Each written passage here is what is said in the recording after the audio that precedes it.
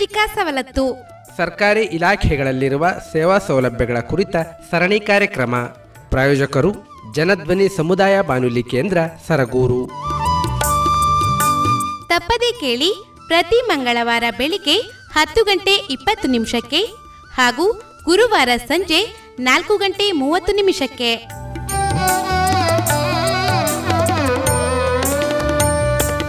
ಪ್ರೀತಿಯ ಕೇಳುಗರಿಗೆಲ್ಲ ನಮಸ್ಕಾರ. ನೀವು ಕೇಳ್ತಾ ಇದ್ದೀರಾ ಜನಧ್ವನಿ ರೇಡಿಯೋ. ಇದು 90.8 ಕಂಪನಾಂಕದಲ್ಲಿ ಸರಗೂರಿನಿಂದ ಪ್ರಸಾರವಾಗುತ್ತಿರುವ ಮೈಸೂರಿನ ಮೊಟ್ಟಮೊದಲ ಸಮುದಾಯ ರೇಡಿಯೋ. ನಾನು ನಿಮ್ಮ ರೇಡಿಯೋ ಗೆಳೆಯ ಶ್ರೀಕಾಂತ್ ಸರಗೂರು. ಎಂದಿನಂತೆ ತಮ್ಮೆಲ್ಲರಿಗೂ ಸಾಮಾಜಿಕ ಸವಲತ್ತು ಕಾರ್ಯಕ್ರಮಕ್ಕೆ ಆತ್ಮೀಯವಾದ ಸ್ವಾಗತವನ್ನು ಕೋರುತ್ತಿದ್ದೇನೆ. ಪ್ರಿಯ ಕೇಳುಗರೆ, ಇಂದಿನ ಸಾಮಾಜಿಕ ಸವಲತ್ತು ಕಾರ್ಯಕ್ರಮದಲ್ಲಿ ಕೇಂದ್ರ ಸರ್ಕಾರದ ಪ್ರಮುಖ ಯೋಜನೆಗಳಲ್ಲಿ ಒಂದಾದಂತಹ ಮಹಾತ್ಮ ಗಾಂಧಿ ರಾಷ್ಟ್ರೀಯ ಗ್ರಾಮೀಣ ಉದ್ಯೋಗ ಖಾತ್ರಿ ಕಾಯ್ದೆಯ ಕುರಿತು ಮಾಹಿತಿಯನ್ನು ನೀಡಲು ಈ ದಿನದ ಸಾಮಾಜಿಕ ಸವಲತ್ತು ಕಾರ್ಯಕ್ರಮದಲ್ಲಿ ನಮ್ಮ ಜೊತೆ ಇದ್ದಾರೆ ಉದ್ಯೋಗ ಖಾತ್ರಿ ಯೋಜನೆಯ ರಾಷ್ಟ್ರೀಯ ಸಲಹಾ ಸಮಿತಿಯ ಸದಸ್ಯರು ಹಾಗೂ NIRD ಹೈದರಾಬಾದ್ನ ಸಂದರ್ಶಕ ಸಂಪನ್ಮೂಲ ವ್ಯಕ್ತಿಗಳಾದಂತಹ ಡಾಕ್ಟರ್ G. ಅಚ್ಯುತ್ ರಾವ್ರವರು. ಬನ್ನಿ ಅವರ ಕಾರ್ಯಕ್ರಮಕ್ಕೆ ಸ್ವಾಗತಿಸಿ ಈ ಎಲ್ಲ ವಿಚಾರಗಳ ಕುರಿತು ಒಂದಷ್ಟು ಚರ್ಚೆಯೊಂದಿಗೆ ಮತ್ತಷ್ಟು ಉಪಯುಕ್ತ ಮಾಹಿತಿಗಳನ್ನು ತಿಳಿದು ಬರೋಣ. ಸರ್, ತಮ್ಮ ಕಾರ್ಯಕ್ರಮಕ್ಕೆ ಆತ್ಮೀಯವಾದ ಸ್ವಾಗತವನ್ನು ಕೋರ್ತಾ ಇದ್ದೀನಿ ಸರ್. ನಮಸ್ಕಾರ ಸರ್. ಭಾಳ ಸಂತೋಷ. ಸಾಕಷ್ಟು ವಿವಿಧ ರೀತಿಯ ಯೋಜನೆಗಳ ಕುರಿತು, ವಿವಿಧ ರೀತಿಯ ಕೇಂದ್ರ ಹಾಗೂ ರಾಜ್ಯ ಸರ್ಕಾರಗಳ ಕಾರ್ಯಕ್ರಮಗಳ ಕುರಿತು ಕಳೆದ 2 ತಿಂಗಳಿಂದ ನಾವು ಈ ಸಾಮಾಜಿಕ ಸವಲತ್ತು ಕಾರ್ಯಕ್ರಮಗಳಲ್ಲಿ ಚರ್ಚೆಯನ್ನು ನಡೆಸ್ತಾ ಜನರಿಗೆ ಮಾಹಿತಿಯನ್ನು ನೀಡುವಂಥ ಕೆಲಸವನ್ನು ಮಾಡ್ತಾ ಬರ್ತಾ ಇರೋದಾಗಿರ್ಬೋದು. ತಾವು ತಮ್ಮ ಅಮೂಲ್ಯವಾದ ಸಮಯವನ್ನು ನಮಗಾಗಿ, ನಮ್ಮ ಕೇಳುಗರಿಗಾಗಿ ಕೊಟ್ಟು ಒಂದಷ್ಟು ಮಾಹಿತಿಯನ್ನು ಹಾಗೂ ಅರಿವನ್ನು ಮೂಡಿಸ್ತಾ ಬರ್ತಿರೋದು ಭಾಳ ಖುಷಿಯ ವಿಚಾರ ಸರ್. ಸರ್, ಈ ದಿನ ನಾವು ಒಂದು ಕೇಂದ್ರ ಸರ್ಕಾರದ ಮಹತ್ವದ ಯೋಜನೆಗಳಲ್ಲಿ ಒಂದಾದಂತಹ ಮಹಾತ್ಮ ಗಾಂಧಿ ರಾಷ್ಟ್ರೀಯ ಗ್ರಾಮೀಣ ಉದ್ಯೋಗ ಖಾತ್ರಿ ಕಾಯ್ದೆಯ ಕುರಿತು, ಅಲ್ಲಿ ಜರುಗುತ್ತಿರುವಂಥ ಚಟುವಟಿಕೆಗಳ ಕುರಿತು ಈ ದಿನ ಕಾರ್ಯಕ್ರಮದಲ್ಲಿ ಸರ್, ಮೊದಲಿಗೆ ಈ ಮಹಾತ್ಮ ಗಾಂಧಿ ರಾಷ್ಟ್ರೀಯ ಗ್ರಾಮೀಣ ಉದ್ಯೋಗ ಖಾತ್ರಿ ಕಾಯ್ದೆಯ ಪರಿಚಯ ಆಗೋದ್ರ ಹಿನ್ನೆಲೆ ಕುರಿತು ಮಾಹಿತಿಯನ್ನು ತಿಳಿಸ್ಕೊಡಿ ಸರ್. ಖಂಡಿತ. ಈ ಮಹಾತ್ಮ ಗಾಂಧಿ ಗ್ರಾಮೀಣ ಉದ್ಯೋಗ ಖಾತ್ರಿ ಯೋಜನೆ ಇದೆಯಲ್ಲ, ಇದು 1960ನೇ ಇಸ್ವಿಯಿಂದ ನಮ್ಮ ದೇಶದಲ್ಲಿ ಹಲವಾರು ರೀತಿಯ ಉದ್ಯೋಗ ಖಾತ್ರಿ ಕಾರ್ಯಕ್ರಮಗಳು ನಡೀತಾ ಇತ್ತು. ಆ ಒಂದು ಪ್ರದೇಶಕ್ಕೆ ತಕ್ಕಂತೆ, ಜನರ ಅವಶ್ಯಕತೆಗೆ ತಕ್ಕಂತೆ, ಹವಾಮಾನ ಮತ್ತು ಕಾಲಮಾನಕ್ಕೆ ತಕ್ಕಂತೆ ಕಾರ್ಯಕ್ರಮಗಳು ಆಗ್ತಾಯಿತ್ತು. ಆದರೆ ಸಾರ್ವತ್ರಿಕರಣ ಇರಲಿಲ್ಲ. ಅದನ್ನು ಏರಿಯಾ ಸ್ಪೆಸಿಫಿಕ್ ಅಂತ ಕರಿತೀವಿ, ಅಥವಾ ರಾಜ್ಯ ಸ್ಪೆಸಿಫಿಕಲ್ಲಿ ಮಾತ್ರ ಇತ್ತು. ಬಟ್ ಈ ಕಾಯ್ದೆನಲ್ಲಿ ಏನಾಗಿದೆ, ಅವುಗಳ 30 ವರ್ಷದ ಅನುಭವವನ್ನು ಒಟ್ಟಿಗೆ ತೆಗೆದುಕೊಂಡು ಬೇರೆ ಬೇರೆ ಸ್ವರೂಪದಲ್ಲಿದ್ದ ಎಲ್ಲ ಕಾರ್ಯಕ್ರಮಗಳಿಗೆ ಅದರಲ್ಲಿದ್ದಂಥ ಎಲ್ಲ ಕಾರ್ಯಕ್ರಮಗಳ ಕಂಟೆಂಟ್ನ ಇದಕ್ಕೆ ಹಾಕಿ ಇದೊಂದು ಸಮಗ್ರ ಯೋಜನೆ ಅಂತ ಮಾಡಿದ್ದಾರೆ. ಇದೊಂದು ಸಾರ್ವತ್ರಿಕ ಯೋಜನೆ. ನಮ್ಮ ದೇಶದ ಯಾವುದೇ ರಾಜ್ಯಕ್ಕೆ ಹೋಗಿ, ಯಾವುದೇ ಪಂಚಾಯತಿಗೆ ಹೋಗಿ, ಯಾವುದೇ ಗ್ರಾಮಕ್ಕೆ ಹೋಗಿ ಈ ಕಾರ್ಯಕ್ರಮ ಜಾರಿ ಆಗ್ತಾ ಇರುತ್ತೆ, ಅನುಷ್ಠಾನ ಆಗ್ತಾ ಇರುತ್ತೆ. ಏಕರೂಪ ಕಾರ್ಯಕ್ರಮ. ತೆಗೆದುಕೊಳ್ಳೋ ಕಾಮಗಾರಿಗಳಲ್ಲಿ ವಿವಿಧತೆ ಇರ್ಬೋದು, ಅವರ ಅವಶ್ಯಕತೆಗೆ ತಕ್ಕಂತೆ ಭಿನ್ನತೆ ಇರ್ಬೋದು, ಆದರೆ ನೀತಿ ಒಂದೇ. ಇದನ್ನು ನಿರ್ವಹಣೆ ಮಾಡಬೇಕಾಗಿರೋದು, ಯೋಜನೆ ಮಾಡಬೇಕಾಗಿರೋದು, ಕಾಮಗಾರಿಗಳನ್ನ ಗುರುತಿಸೋದು, 11 ಪ್ರಕ್ರಿಯೆಗಳು ಬರುತ್ತೆ ಇದರಲ್ಲಿ. ಈ 11 ಪ್ರಕ್ರಿಯೆಗಳನ್ನು ಎಲ್ಲ ಕಡೆ ಕಡ್ಡಾಯವಾಗಿ ಮಾಡಲೇಬೇಕು. ಅದು ಮಾತ್ರ ಏಕರೂಪ. ಸೊ ಆ ಥರದ ಯೋಜನೆ ಇದೆ.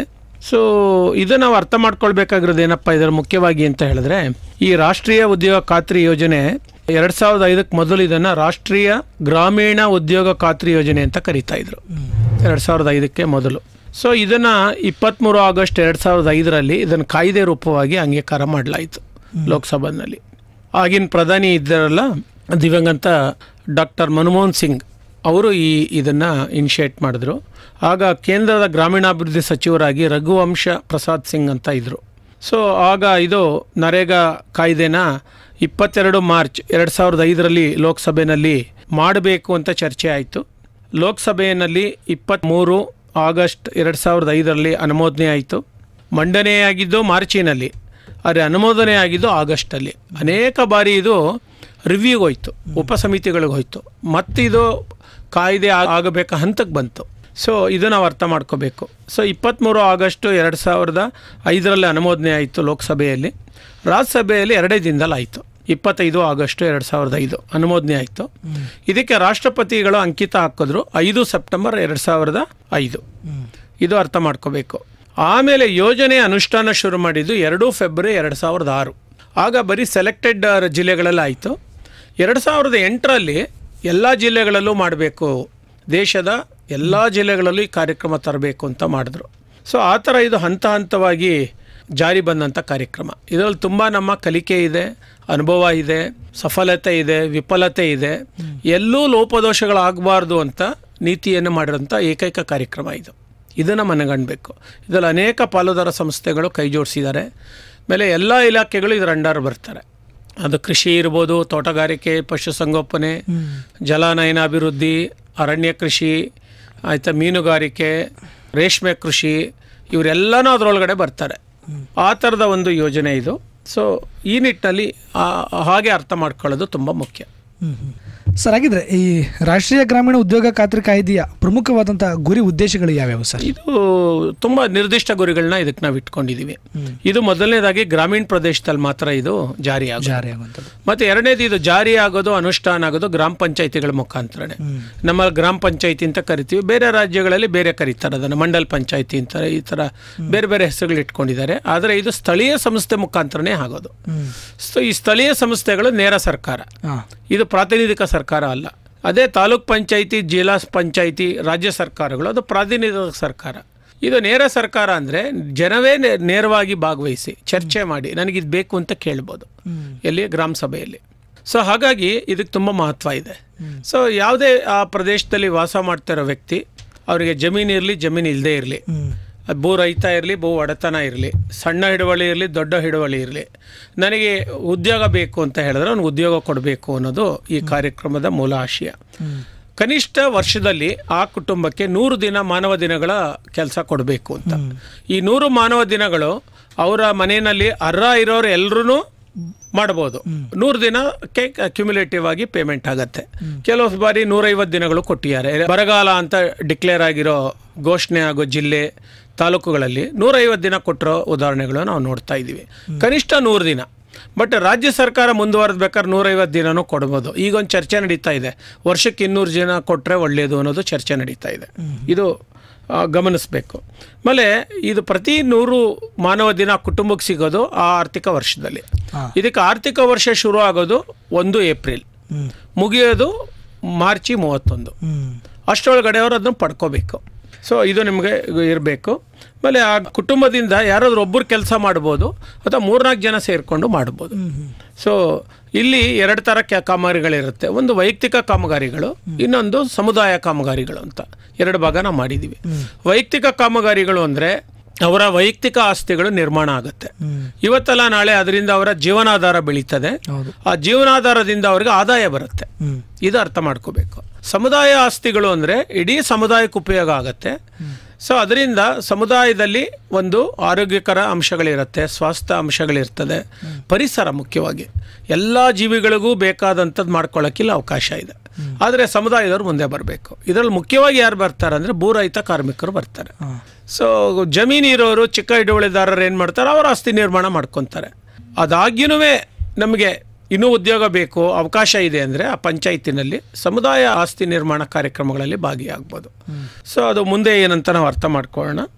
ಮತ್ತು ಇನ್ನೊಂದು ಅರ್ಥ ಮಾಡ್ಕೋಬೇಕು, ಈ ನಿಗದಿಯಾದ ಎಷ್ಟು ಮಾನವ ದಿನಗಳ ಕೆಲಸ ಅಂತ ನಿಗದಿ ಆಗುತ್ತಲ್ಲ, ಅದರಲ್ಲಿ 1/3 ಭಾಗ ಮಹಿಳೆಯರು ಇರಲೇಬೇಕು.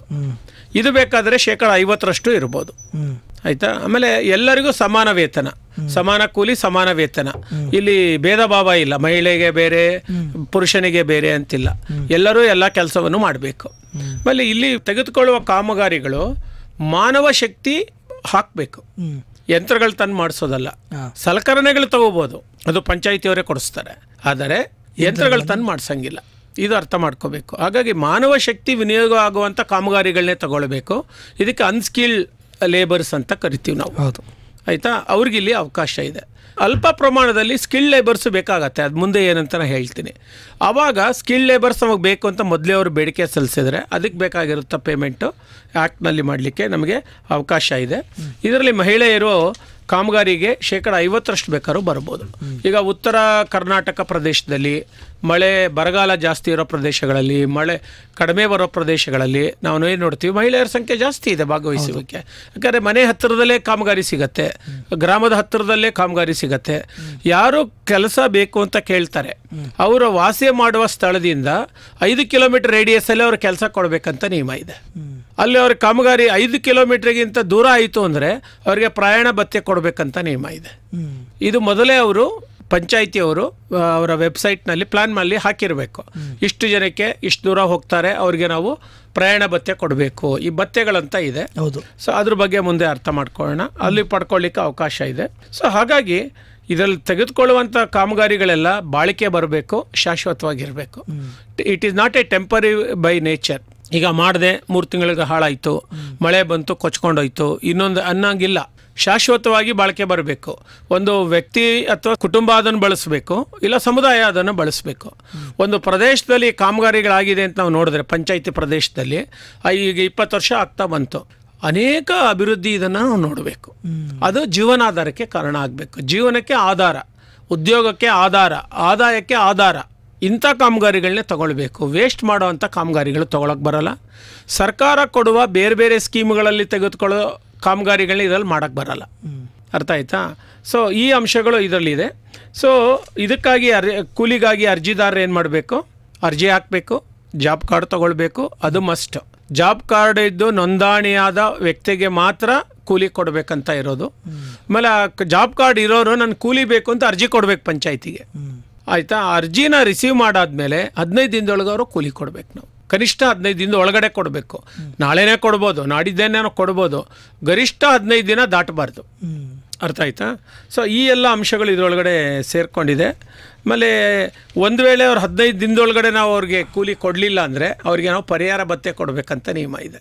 ಆ ಪರಿಹಾರ ಭತ್ಯೆನ, ಈ ಪ್ರಯಾಣ ವೆಚ್ಚ, ಈ ಥರದ್ದೆಲ್ಲವನ್ನು ರಾಜ್ಯ ಸರ್ಕಾರ ಪೇ ಮಾಡುತ್ತೆ. ಇದು ನಿಮ್ಗೆ ಗೊತ್ತಿರಲಿ. ಮತ್ತು ಇದಕ್ಕಿರೋದಂದರೆ ಇದರಲ್ಲಿ 2 ಕಾಂಪೊನೆಂಟ್ ಇದೆ ನರೇಗಾದಲ್ಲಿ. ಒಂದನೇದು ಕೂಲಿ ವೇತನ, ಇನ್ನೊಂದು ಸಾಮಗ್ರಿ ವೇತನ ಅಂತ. ಕೂಲಿ ವೇತನವನ್ನು ಕೇಂದ್ರ ಸರ್ಕಾರ ಕೊಡುತ್ತೆ. ಆಯಿತಾ? ಸಾಮಗ್ರಿ ವೇತನಗಳಿದೆಯಲ್ಲ, ಪಾವತಿಗಳಿದೆಯಲ್ಲ, ಅದನ್ನು ರಾಜ್ಯ ಸರ್ಕಾರ ಮಾಡುತ್ತೆ. ಮೊದಲೆಲ್ಲ ಪಾವತಿ ಮಾಡಲಿಕ್ಕೆ 15 ದಿನ ಕಾಯಬೇಕಾಗೋದು. ಅರ್ಥ ಆಯ್ತಾ? ಈಗ ಪೇಮೆಂಟ್ ಆರ್ಡರ್ ಪಂಚಾಯಿತಿಯಲ್ಲಿ ಮಾಡಿದ್ರೆ 24 ಗಂಟೆಯಲ್ಲಿ ಹಣ ಬರುತ್ತೆ. ಮೊದಲು ಆ ಸೌಲಭ್ಯ ಇರಲಿಲ್ಲ. 1 ವಾರ 15 ದಿನ ಕಾಯಬೇಕಾಗ್ತಾ ಇತ್ತು. RBIನಲ್ಲಿ ಕೂತ್ಕೊಂಡು ಅದನ್ನು ಪೇಮೆಂಟ್ ಪಾಸ್ ಮಾಡಿದ್ರೆ ಮಾತ್ರ ಆಗ ನಮಗೆ ಪೇಮೆಂಟ್ ಬರೋದು. ಈಗ ಹಾಗೆ ಮಾಡಿಲ್ಲ. ನರೇಗಾಗೆ ಸಪ್ರೇಟ್ ಸರ್ವರ್ ಇಟ್ಟಿದ್ದಾರೆ, ಫಂಡ್ ಬೇಸ್ಡ್ ಅಕೌಂಟ್ ಸಿಸ್ಟಮ್ ಅಂತ ಮಾಡಿಬಿಟ್ಟಿದ್ದಾರೆ. ಕೂಲಿ ಹಣ ಅವ್ರಿಗೆ ಬಂದೇ ಬಿಡುತ್ತೆ. ಸಾಮಗ್ರಿ ವೆಚ್ಚ ಇದೆಯಲ್ಲ, ಅದು ಅಪ್ಲೋಡ್ ಆಗಿರುತ್ತೆ, ಅದು ರಾಜ್ಯ ಸರ್ಕಾರ ಪೇಮೆಂಟ್ ಮಾಡೋದು. ಅದಕ್ಕೆ ಪ್ರತಿ ತಾಲೂಕ್ ಪಂಚಾಯತಿಯಲ್ಲೊಬ್ಬರು ಸಹಾಯಕ ನಿರ್ದೇಶಕರು MG ನರೇಗಾ ಅಂತಿದ್ದಾರೆ. ಅವರು ಪರಿಶೀಲನೆ ಮಾಡಬೇಕು, ನೋಡಬೇಕು ಅಂತ ಒಂದು ಮೇಲುಸ್ತುವಾರಿ ಅಂಶಗಳನ್ನ ಅವರು ನಿಯಮಗಳು ಮಾಡ್ಕೊಂಡಿದ್ದಾರೆ. ಅದು ಕ್ಲಿಯರ್ ಆದ ತಕ್ಷಣ ಅವ್ರಿಗೂ 15 ದಿನ ಅಥವಾ 1 ತಿಂಗಳೊಳಗಡೆ ಆ ವೆಂಡರ್ಗೆ ಏನು ಸಾಮಗ್ರಿ ಪೂರೈಕೆ ಮಾಡಿದ್ದಾರೆ, ಸರಬರಾಜು ಮಾಡಿದ್ದಾರೆ, ಅವ್ರಿಗೆ ಪೇಮೆಂಟ್ ಆಗುತ್ತೆ. ಇವೆರಡೂ ಜೊತೆಯಲ್ಲಿ ಹೋಗಬೇಕು. ಈ 60 ಭಾಗ ಕೂಲಿ ಹಣ ಇರಲೇಬೇಕು. ಅದರಲ್ಲಿ 40 ಭಾಗ ಮಾತ್ರ ಸಾಮಗ್ರಿ ವೆಚ್ಚ. ಈಗ ಹೊಸ ಕಾಯ್ದೆ ಪ್ರಕಾರ 2017ರಲ್ಲಿ ಇದು ರಿಅಮೆಂಡ್ಮೆಂಟ್ ಆಗಿದೆ. ಅದರ ಪ್ರಕಾರ ಕೂಲಿ ವೆಚ್ಚ 51 ಭಾಗ ಇರುತ್ತೆ, ಸಾಮಗ್ರಿ ವೆಚ್ಚ 41 ಭಾಗ ಇರುತ್ತೆ. ಯಾಕಂದರೆ ಹಿಂದೆ ಎಲ್ಲ ತುಂಬ ಶ್ರಮ ಆಧಾರಿತ, ಕೂಲಿ ಆಧಾರಿತ ಕಾಮಗಾರಿಗಳೇ ತಗೊಳ್ತಾ ಇದ್ರು. ಈಗ ಕೆಲವು ಕಡೆ ಏನಾಗಿದೆ, ಸಾಮಗ್ರಿ ಬಳಸಿ ಮಾಡುವಂಥ ನಿರ್ಮಾಣ ಕೆಲಸಗಳಿದೆ. ಅದಕ್ಕೆ ಅದು ತೊಂದರೆ ಆಗುತ್ತೆ. ನರೇಗಾ ಕೆಲಸ ಇರುವಾಗ ಬೇರೆ ಯೋಜನೆಯಿಂದ ಹಣ ಡೈವರ್ಟ್ ಮಾಡ್ಕೊಳ್ಳೋಕೆ ಬರಲ್ಲ. ಸೊ ಅದಕ್ಕೆ ಇದೊಂದು ಮಾರ್ಪಾಡನ್ನು ಮಾಡಿಕೊಟ್ಟಿದ್ದಾರೆ. ಸೊ ಇಷ್ಟೆಲ್ಲ ಅಂಶಗಳು ಇದೆ. ಒಂದು ಅರ್ಥ ಮಾಡ್ಕೋಬೇಕು, MG ನರೇಗಾ ಕಾಯ್ದೆ ಇದೆಯಲ್ಲ, ಇದು ಶಾಸನಬದ್ಧ ಕಾಯ್ದೆ. ಯಾರೂ ಇದನ್ನು ನಿಲ್ಸೋಕ್ಕಾಗಲ್ಲ. ಯಾವ ಪಂಚಾಯಿತಿ ಕಾರ್ಯಕ್ರಮ ನಮಗೆ ಬೇಡ ಅನ್ನೋಕ್ಕಾಗಲ್ಲ, ತಾಲೂಕ್ ಪಂಚಾಯಿತಿ ಬೇಡ ಅನ್ನೋಕ್ಕಾಗಲ್ಲ, ಜಿಲ್ಲಾ ಪಂಚಾಯಿತಿ ಬೇಡ ಅನ್ನೋಕ್ಕಾಗಲ್ಲ, ರಾಜ್ಯ ಸರ್ಕಾರ ಈ ಯೋಜನೆ ನಮಗೆ ಬೇಡ ಅನ್ನೋಕ್ಕಾಗಲ್ಲ. ಯಾಕಂದರೆ ಇದಕ್ಕೆ ರಾಷ್ಟ್ರಪತಿಗಳ ಅಂಕಿತ ಹಾಕ್ಬಿಟ್ಟಿದ್ದಾರೆ. ಇದು ಒಂದನೇದು. ಏನೇ ಮಾರ್ಪಾಡಾಗಬೇಕು ಇದು ಲೋಕಸಭೆಯಲ್ಲೇ ಆಗಬೇಕು, ಮತ್ತು ರಾಷ್ಟ್ರಪತಿಗಳದ ಅಂಕಿತ ಮಾಡಬೇಕು. ಹಾಗಾಗಿ ನಮಗೆ ಪ್ರತಿ ವರ್ಷ ಆಯವ್ಯಯದಲ್ಲಿ, ಕೇಂದ್ರ ಸರ್ಕಾರದ ಆಯವ್ಯಯದಲ್ಲಿ ಇದಕ್ಕೆ ಹಣ ಮೀಸಲಿದ್ದೇ ಇರುತ್ತೆ. ಆಯಿತಾ? ನಮಗೆ ಕೂಲಿ, ಮಾನವ ದಿನಗಳ ಕೂಲಿ ನಿಗದಿಯಾಗಿ ಸಿಕ್ಕೇ ಸಿಗತ್ತೆ. ಅದು ಎಷ್ಟು ಬೇಕು ಏನು ಅನ್ನೋದು ಪಂಚಾಯಿತಿ ಲೆವೆಲ್ನಲ್ಲಿ GPDP ಅಂತ ನಾವು ಮಾಡ್ತೀವಿ, ಗ್ರಾಮ ಪಂಚಾಯಿತಿ ಡೆವಲಪ್ಮೆಂಟ್ ಪ್ಲ್ಯಾನ್ ಅಂತ. ಅದು ಗ್ರಾಮ ಸಭೆ ಆಧಾರಿತ, ವಾರ್ಡ್ ಸಭೆ ಆಧಾರಿತ ಪ್ಲ್ಯಾನಿಂಗು. ಅಲ್ಲಿ ಇವರು ಬಂದು ನಮಗೆ ಈ ಕಾಮಗಾರಿಗಳು ಬೇಕು ಅಂತ ಅರ್ಜಿ ಕೊಡಬೇಕು. ಕಾಮಗಾರಿ ಕೊಟ್ಟಾದ್ಮೇಲೆ ನಾನು ಕೂಲಿ ಬೇಕು ಅಂತ ಅರ್ಜಿ ಕೊಡಬೇಕು. ಅದು 6A ಅಂತ ಒಂದು ನಮೂನೆ ಇದೆ, ಆ ನಮೂನೆಯಲ್ಲೇ ತುಂಬಿಕೊಡ್ಬೇಕು. ಅಂಥವ್ರಿಗೆಲ್ಲ ಕೂಲಿ ಕೊಡಬೇಕು ಅಂತ ಇದೆ. ಸೊ ಇಷ್ಟು ಇದು ಈ ಕಾರ್ಯಕ್ರಮದಲ್ಲಿರುವ ಮುಖ್ಯಾಂಶಗಳು ಮತ್ತು ಇದರ ಗುರಿ ಉದ್ದೇಶಗಳು.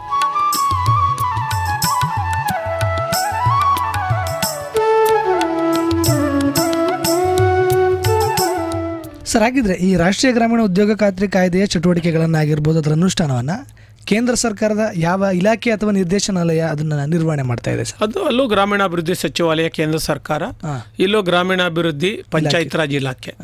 ಕೇಂದ್ರದಲ್ಲೂ ಅದೇ ಥರ ಇದೆ, ಗ್ರಾಮೀಣಾಭಿವೃದ್ಧಿ ಮತ್ತು ಪಂಚಾಯತ್ ರಾಜ್ ಇಲಾಖೆ. ರಾಜ್ಯದಲ್ಲೂ ಇದೆ. ಅದರೊಳಗಡೆ ಈ ಕಾರ್ಯಕ್ರಮವನ್ನು ತಗೊಂಬಂದಿದ್ದಾರೆ. ಇದಕ್ಕಾಗಿ ರಾಜ್ಯಕ್ಕೆ ಬಂದ ತಕ್ಷಣ ಇದಕ್ಕೆ ಆದ ಅಧಿಕಾರಿಗಳಿದ್ದಾರೆ, ಹಿರಿಯ ಅಧಿಕಾರಿಗಳಿದ್ದಾರೆ, ಡೈರೆಕ್ಟರ್ಗಳಿದ್ದಾರೆ. ಜಿಲ್ಲೆಗೆ ಬಂದಾಗ ಮುಖ್ಯ ಕಾರ್ಯನಿರ್ವಹಣಾಧಿಕಾರಿ, ಜಿಲ್ಲಾ ಪಂಚಾಯತ್ ಅವರೇ ಇದರ ಪ್ರೋಗ್ರಾಮ್ ಕೋರ್ಡಿನೇಟರು, ಅವ್ರ ಕೆಳಗಡೆ ಒಬ್ಬರು ಸಹಾಯಕ ನಿರ್ದೇಶಕರಿದ್ದಾರೆ. ಅದಾದಮೇಲೆ ತಾಲೂಕ್ ಪಂಚಾಯತಿ ಮೇಲುಸ್ತುವಾರಿ ಮಾಡ್ತಾರೆ, ಅಲ್ಲಿ ಇಒಗಳು ಇರ್ತಾರೆ.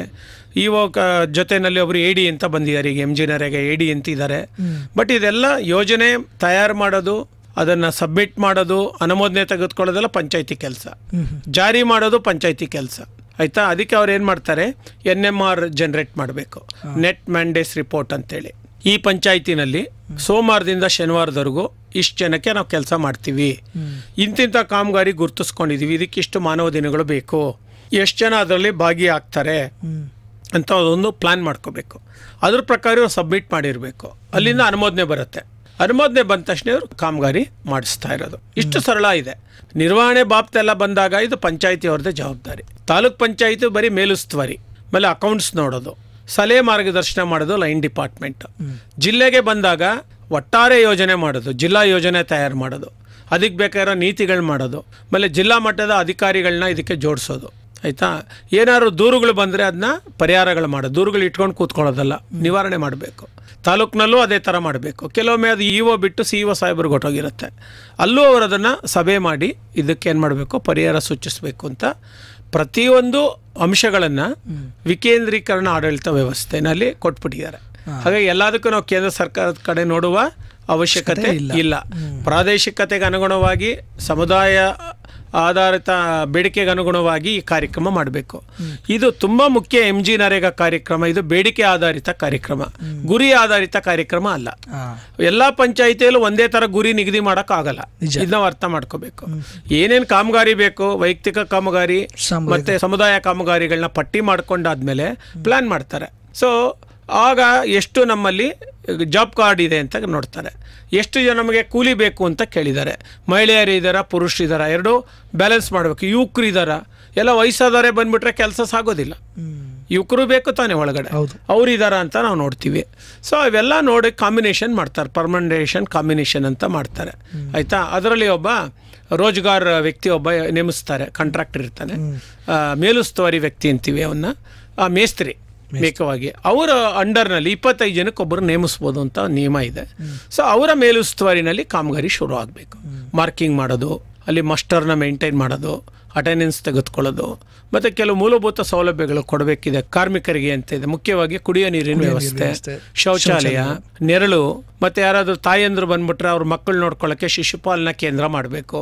ಕೆಲವು ಜಿಲ್ಲೆಗಳಲ್ಲಿ ಇನ್ನೂ ಸ್ವಲ್ಪ ಮುಂದಕ್ಕೆ ಹೋಗಿದ್ದಾರೆ, ಅವರಿಗೆ ಪೌಷ್ಟಿಕ ಆಹಾರ ಕೊಡಬೇಕಂತಲೂ ಮಾಡಿದ್ದಾರೆ. ಆಮೇಲೆ RCH ತಾಯಿ ಮಗುವಿನ ಆರೋಗ್ಯದವರಿದ್ದರೆ ANM ಬಂದವರಿಗೆ ನೋಡಬೇಕು, ತಿಳುವಳಿಕೆ ಕೊಡಬೇಕು. ಈ ಥರದ ಅನೇಕ ಸಾಮಾಜಿಕ ಮುಖದ ಅಂಶಗಳು ಇಟ್ಟಿದ್ದೀವಿ. ಮತ್ತು ಇನ್ನೊಂದಿದೆ, ಯಾರಿಗಾದ್ರೂ ಗಾಯ ಆಯಿತು, ಆರೋಗ್ಯದ ಸಮಸ್ಯೆ ಆಯಿತು, ಕೂಡಲೇ ANM ಬಂದವರಿಗೆ ಟ್ರೀಟ್ ಮಾಡಬೇಕು. ಆಮೇಲೆ ಅವಘಡ ಆಗೋಯ್ತು, ಅಥವಾ ಏನೋ ಒಂದು ಕಚ್ಚಿಬಿಡ್ತು, ಹಾವು ಕಚ್ಚಿಬಿಡ್ತು, ಅಥವಾ ಕೈಕಾಲಿಗೆ ಏನೋ ಊನ ಆಯಿತು ಅಂಥವರಿಗೆಲ್ಲ ಕೂಡಲೇ ಹಾಸ್ಪಿಟ್ಲಿಗೆ ಕರ್ಕೊಂಡೋಗ್ಬೇಕು ಅಂತ ಇದೆ. ಇದೆಲ್ಲ ಅಧಿಕಾರ ಪವರ್ಸ್ನ ನಾವು ಗ್ರಾಮ ಪಂಚಾಯತಿ ಕೊಟ್ಟಿದ್ದೀವಿ. ಸೊ ನಮಗೆ ಬೇಕಾಗಿರೋದು ಅತ್ಯಂತ ಕ್ರಿಯಾಶೀಲ PDO, ಪಂಚಾಯತಿ ಅಭಿವೃದ್ಧಿ ಅಧಿಕಾರಿ, ಮತ್ತು ಗ್ರಾಮ ಪಂಚಾಯತಿ ಸದಸ್ಯರು, ಅದರಲ್ಲಿ ಮುಖ್ಯವಾಗಿ ಗ್ರಾಮ ಪಂಚಾಯತಿ ಅಧ್ಯಕ್ಷರು. ಸರ್, ಈಗ ತಾವು ಹೇಳಿದ್ರಿ ರಾಜ್ಯವಾರ ಪಂಚಾಯತಿಯವರು ಆ ಉದ್ಯೋಗ ಖಾತ್ರಿ ಚಟುವಟಿಕೆಯಲ್ಲಿ ಅವ್ರದ್ದೇ ಆದಂಥ ನೀತಿ ನಿಯಮಗಳನ್ನು, ಷರತ್ತುಗಳನ್ನು ಅನ್ವಯಿಸ್ತಾರೆ ಸರ್. ಮೂಲವಾಗಿ ನೋಡ್ತು ಅಂದರೆ ಈ ಕಾಯ್ದೆಯಲ್ಲೇ ಪ್ರಮುಖವಾಗಿ ನಮೂದಿಸಿರುವಂಥ ಷರತ್ತುಗಳು ಹಾಗೂ ಮಾನದಂಡಗಳು ಯಾವ್ಯಾವಿದೆ ಸರ್? ಇದೆ. ಇದರಲ್ಲಿ ನೀವು ಯಾವುದೇ ಕಾರ್ಯಕ್ರಮಗಳು ತೆಗೆದುಕೊಳ್ಳದಿದ್ರೆ ಪರಿಸರ ಸಂರಕ್ಷಣೆಗೆ ಮೊದಲೇ ಆದ್ಯತೆ. ಪರಿಸರ ಸಂರಕ್ಷಣೆ ಅಂದರೆ ಭೂಮಿ, ಮಣ್ಣು, ನೀರು, ಪರಿಸರ, ಮರ ಗಿಡಗಳು, ಕಾಡುಗಳು ಅನೇಕ ಥರ ಇದೆ. ಈಗ ನಾವು ಈಗ HD ಕೋಟೆ ಭಾಗದಲ್ಲಿ ನೋಡಿದ್ರೆ ಇದೆಲ್ಲ ರಿಸರ್ವ್ ಫಾರೆಸ್ಟ್, ನ್ಯಾಷನಲ್ ಫಾರೆಸ್ಟ್ ಮಾಡಿಬಿಟ್ಟಿದ್ದಾರೆ. ಇನ್ನು ಕೆಲವಿದೆ ಸಾಮಾಜಿಕ ವಲಯ ಅರಣ್ಯ, ಗ್ರಾಮ ಅರಣ್ಯ, ಆಮೇಲೆ ನಿಡತೋಪುಗಳು, ಆಮೇಲೆ ಸ್ಮಶಾನದ ಜಮೀನು, ಆಮೇಲೆ ಇನ್ನು ಕೆಲವು ಕಡೆ ಗುಡ್ಡದ ಜಮೀನು, ಇಳಿಜಾರು ಜಮೀನು, ನೀರು ಹರ್ಕೊಂಡೋಗೋ ಜಮೀನು, ನೂರಾರು ಥರ ಇದೆ. ಅವುಗಳೆಲ್ಲ ಸಂರಕ್ಷಣೆ ಮಾಡಲಿಕ್ಕೆ ಇದರಲ್ಲಿ ಅವಕಾಶ ಇದೆ. ಆಮೇಲೆ ಎರಡನೇದು ಇದರಲ್ಲಿ ಮುಖ್ಯವಾಗಿ ಗ್ರಾಮೀಣ ಮಹಿಳೆಯರನ್ನ ಸಶಕ್ತೀಕರಣ ಮಾಡೋದು. ಯಾಕಂದರೆ ಗ್ರಾಮೀಣ ಮಹಿಳೆಯರ ಕುಟುಂಬಗಳು ಬಡತನ ಇದೆ. ಏನಕ್ಕೆ ಬಡತನ ಇದೆ? ಆದಾಯ ಕಡಿಮೆ ಇದೆ, ವೆಚ್ಚ ಜಾಸ್ತಿ ಇದೆ. ಮಹಿಳೆಯರು ಮನೆಯಿಂದ ಹೊರಗಡೆ ಬಂದು ತಮ್ಮ ಶಕ್ತಿ ಸಾಮರ್ಥ್ಯನ ಉಪಯೋಗ ಮಾಡಿಕೊಂಡು ಕುಟುಂಬಕ್ಕೆ ಲಾಭ ಮಾಡೋಕ್ಕಾಗ್ತಾ ಇಲ್ಲ. ಈ ಯೋಜನೆಯಲ್ಲ ಪ್ರಧಾನವಾಗಿ ಅದನ್ನು ಫೋಕಸ್ ಮಾಡ್ತಾ ಇದ್ದೀವಿ. ಮಹಿಳಾ ಕೂಲಿ ಕಾರ್ಮಿಕರು ದೂರ ಹೋಗಿ ನೀವು ಕೆಲಸ ಮಾಡೋದು ಬೇಡ, ಊರು ಬಾಜುಗೆ ಮಾಡಿ.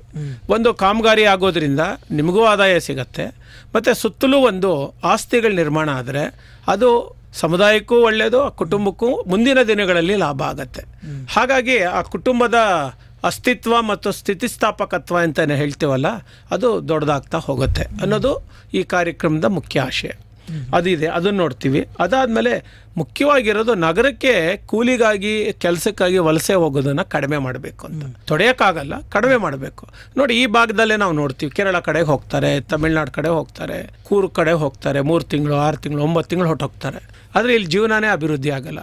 ದಿನನಿತ್ಯ ಖರ್ಚಿಗೆ ಹಣ ಸಿಗತ್ತೆ, ವೆಚ್ಚಗಳನ್ನ ಏನು ಮಾಡ್ತಾರೆ ಅವರು ಖರ್ಚು ಮಾಡಿಬಿಡ್ತಾರೆ. ಆದರೆ ಜೀವನ ಅಭಿವೃದ್ಧಿ ಆಯ್ತಾ, ಬಂಡವಾಳ ಆಯ್ತಾ, ಆಸ್ತಿ ನಿರ್ಮಾಣ ಆಯ್ತಾ ಅಂದರೆ ಇಲ್ಲ. ಆದರೆ ನರೇಗಾ ಕಾರ್ಯಕ್ರಮದಲ್ಲಿ ಅದನ್ನು ನಾವು ಇದು ಮಾಡ್ತೀವಿ. ಮತ್ತು 4ನೇದು ಮುಖ್ಯವಾಗಿ ಸಾಮಾಜಿಕ ಪಾಲುಗಾರಿಕೆ ಇದೆ ಇದರಲ್ಲಿ. ಈ ಪಾಲುದಾರಿಕೆ ಅನ್ನೋದು ಬೇರೆ ಕಾರ್ಯಕ್ರಮಗಳಲ್ಲಿ ಇಲ್ಲ. ಪಾಲುದಾರಿಕೆ ಅಂದರೆ ಏನು? ಯಾವ ಕಾರ್ಯಕ್ರಮ ಬೇಕಂತ ಅವ್ರು ಗುರುತಿಸ್ಬೇಕು, ಇದು ನಂಬರ್ 1. 2ನೇದು ಅವರೆಲ್ಲ ಭಾಗವಹಿಸ್ಬೇಕು. ಸುಮ್ಮನೆ ಅಧಿಕಾರಿ ಕೂತ್ಕೊಂಡು ಪ್ಲ್ಯಾನ್ ಮಾಡೋಕ್ಕಾಗಲ್ಲ, ಬೇಡಿಕೆ ಸಲ್ಲಿಸಬೇಕು. ಅದು ವಾರ್ಡ್ ಸಭಾ ಇರ್ಬೋದು, ಅದು ಗ್ರಾಮ ಸಭಾ ಇರ್ಬೋದು, ಇನ್ನೊಂದು ಪಬ್ಲಿಕ್ ಹಿಯರಿಂಗ್ ಅಂತಾರ ಮಾಡ್ತೀವಿ. ಕೆಲವು ಸಮುದಾಯಗಳು ಒಟ್ಟಿಗೆ ಸೇರೋದಿಲ್ಲ, ಅವ್ರದ್ದೇ ಆದ ಅನೇಕ ಕಂದಾಚಾರಗಳಿದೆ. ಅಂಥ ಜಾಗದಲ್ಲಿ ಯಾರು ತಳ ಸಮುದಾಯಗಳಿದ್ದಾರೆ ಅಥವಾ ನಿರ್ಲಕ್ಷಿಸಲ್ಪಟ್ಟ ಸಮುದಾಯಗಳಿದ್ದಾರೆ, ಅವ್ರ ಹತ್ರನೇ ಹೋಗ್ಬಿಟ್ಟು ನಾವು ಪಬ್ಲಿಕ್ ಹಿಯರಿಂಗ್ ಮಾಡ್ಬೋದು. ಇದರಲ್ಲಿ ಅವಕಾಶ ಇದೆ. ಅವರೇನು ಕಾಮಗಾರಿ ಸೂಚಿಸ್ತಾರೆ ಅವನ್ನೆಲ್ಲ ನಾವು ಪಟ್ಟಿ ಮಾಡ್ಕೊಂಡು ಸೇರಿಸ್ಕೊಳ್ಳಿಕ್ಕೂ ನಮಗೆ ಅವಕಾಶ ಇದೆ. ಇಷ್ಟೆಲ್ಲ ಆಯಾಮಗಳು ಇಟ್ಕೊಂಡು ಈ ಕಾರ್ಯಕ್ರಮನ ಈಗ ನಾವೇನು ಮಾಡ್ತಾ ಇದ್ದೀವಿ, ಜಾರಿ ಮಾಡಬೇಕು ಅನ್ನೋದು ಈ ಮೂಲ ಆಶಯ. ಯಾಕಂದರೆ ಇದಕ್ಕೆ 20 ವರ್ಷ ಆಗ್ಬಿಟ್ಟಿದೆ. ಬಟ್ ಈ ಮೂಲ ಆಶಯಗಳನ್ನ ಅವಾಗವಾಗ ನೆನಪು ಮಾಡೋದು ತುಂಬ ಮುಖ್ಯ. ಇದಕ್ಕೆ ನಾವೇನು ಕರಿತೀವಿ, ಸಾಮಾಜಿಕ ಜಾಗೃತಿ, ಅರಿವು ಅಂತೀವಿ. ಯಾಕಂದರೆ ಯೋಜನೆ ಬಂದಾಗಲೇ ಅಭಿವೃದ್ಧಿ ಆಗ್ಬಿಟ್ಟಿದೆ, ಆದರೆ ಇಂಪ್ರೂವ್ಮೆಂಟ್ ಅಪ್ರೋಚ್ ಇಸ್ ಇಂಪಾರ್ಟೆಂಟ್. ಅದರಲ್ಲಿ ಇನ್ನೂ ಕೆಲವು ನವೀನತೆಗಳು ತರಬೇಕಾಗಿದೆ, ಕೆಲವು ಚಿಕ್ಕ ಪುಟ್ಟ ಲೋಪದೋಷಗಳನ್ನ ಇನ್ನೂ ನಾವು ತಡಿಬೇಕಾಗಿದೆ. ಇದರ ಜವಾಬ್ದಾರಿ ಯಾರು ಹೊರಬೇಕಂದ್ರೆ ಸಮುದಾಯ ಹೊರಬೇಕು. 2ನೇದಾಗಿ ನಮ್ಮ ಸ್ಥಳೀಯ ಸಂಸ್ಥೆಗಳ ಗ್ರಾಮ ಪಂಚಾಯಿತಿಗಳ ಪಾತ್ರ ತುಂಬ ದೊಡ್ಡದು ಮತ್ತು ಮಹತ್ವದ್ದು. ಅವರು ಕ್ರಿಯಾಶೀಲರಾಗಲಿಲ್ಲ ಅಂದರೆ ಈ ಯೋಜನೆ ಯಾವುದೇ ರೂಪನೂ ಆಗೋದಿಲ್ಲ, ಯೋಜನೆಯೂ ಆಗೋದಿಲ್ಲ, ಜಾರಿನೂ ಆಗಲ್ಲ. ಅದರಿಂದ ಗರಿಷ್ಠ ಪ್ರಮಾಣದ ಪ್ರಯೋಜನವನ್ನು ಆ ಪ್ರದೇಶದ ಜನಸಾಮಾನ್ಯರಿಗೆ ಮುಟ್ಟಿಸ್ಲಿಕ್ಕೆ ಆಗೋದಿಲ್ಲ.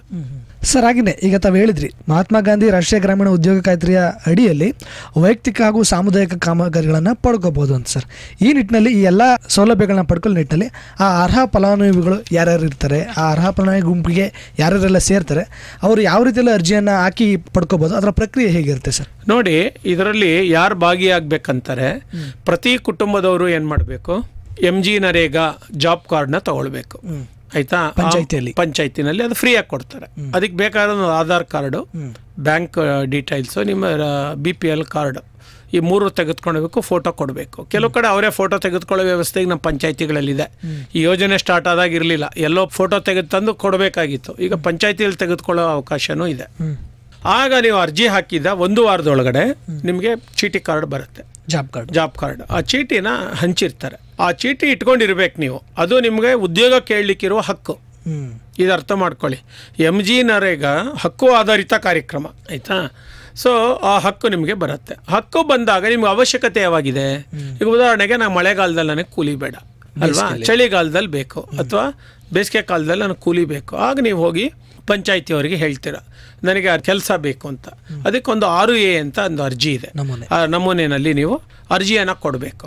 ಅವರು ಅದೆಲ್ಲ ದಾಖಲೆಗಳೆಲ್ಲ ನೋಡಿ ಸರಿ ಇದೆ ಅಂತ ಆದಮೇಲೆ, ಯಾಕಂದರೆ ಮುಖ್ಯವಾಗಿ ಆ ಜಾಬ್ ಕಾರ್ಡ್ ಚೀಟಿ ನಂಬರ್ ಹಾಕಲೇಬೇಕು ನೀವು.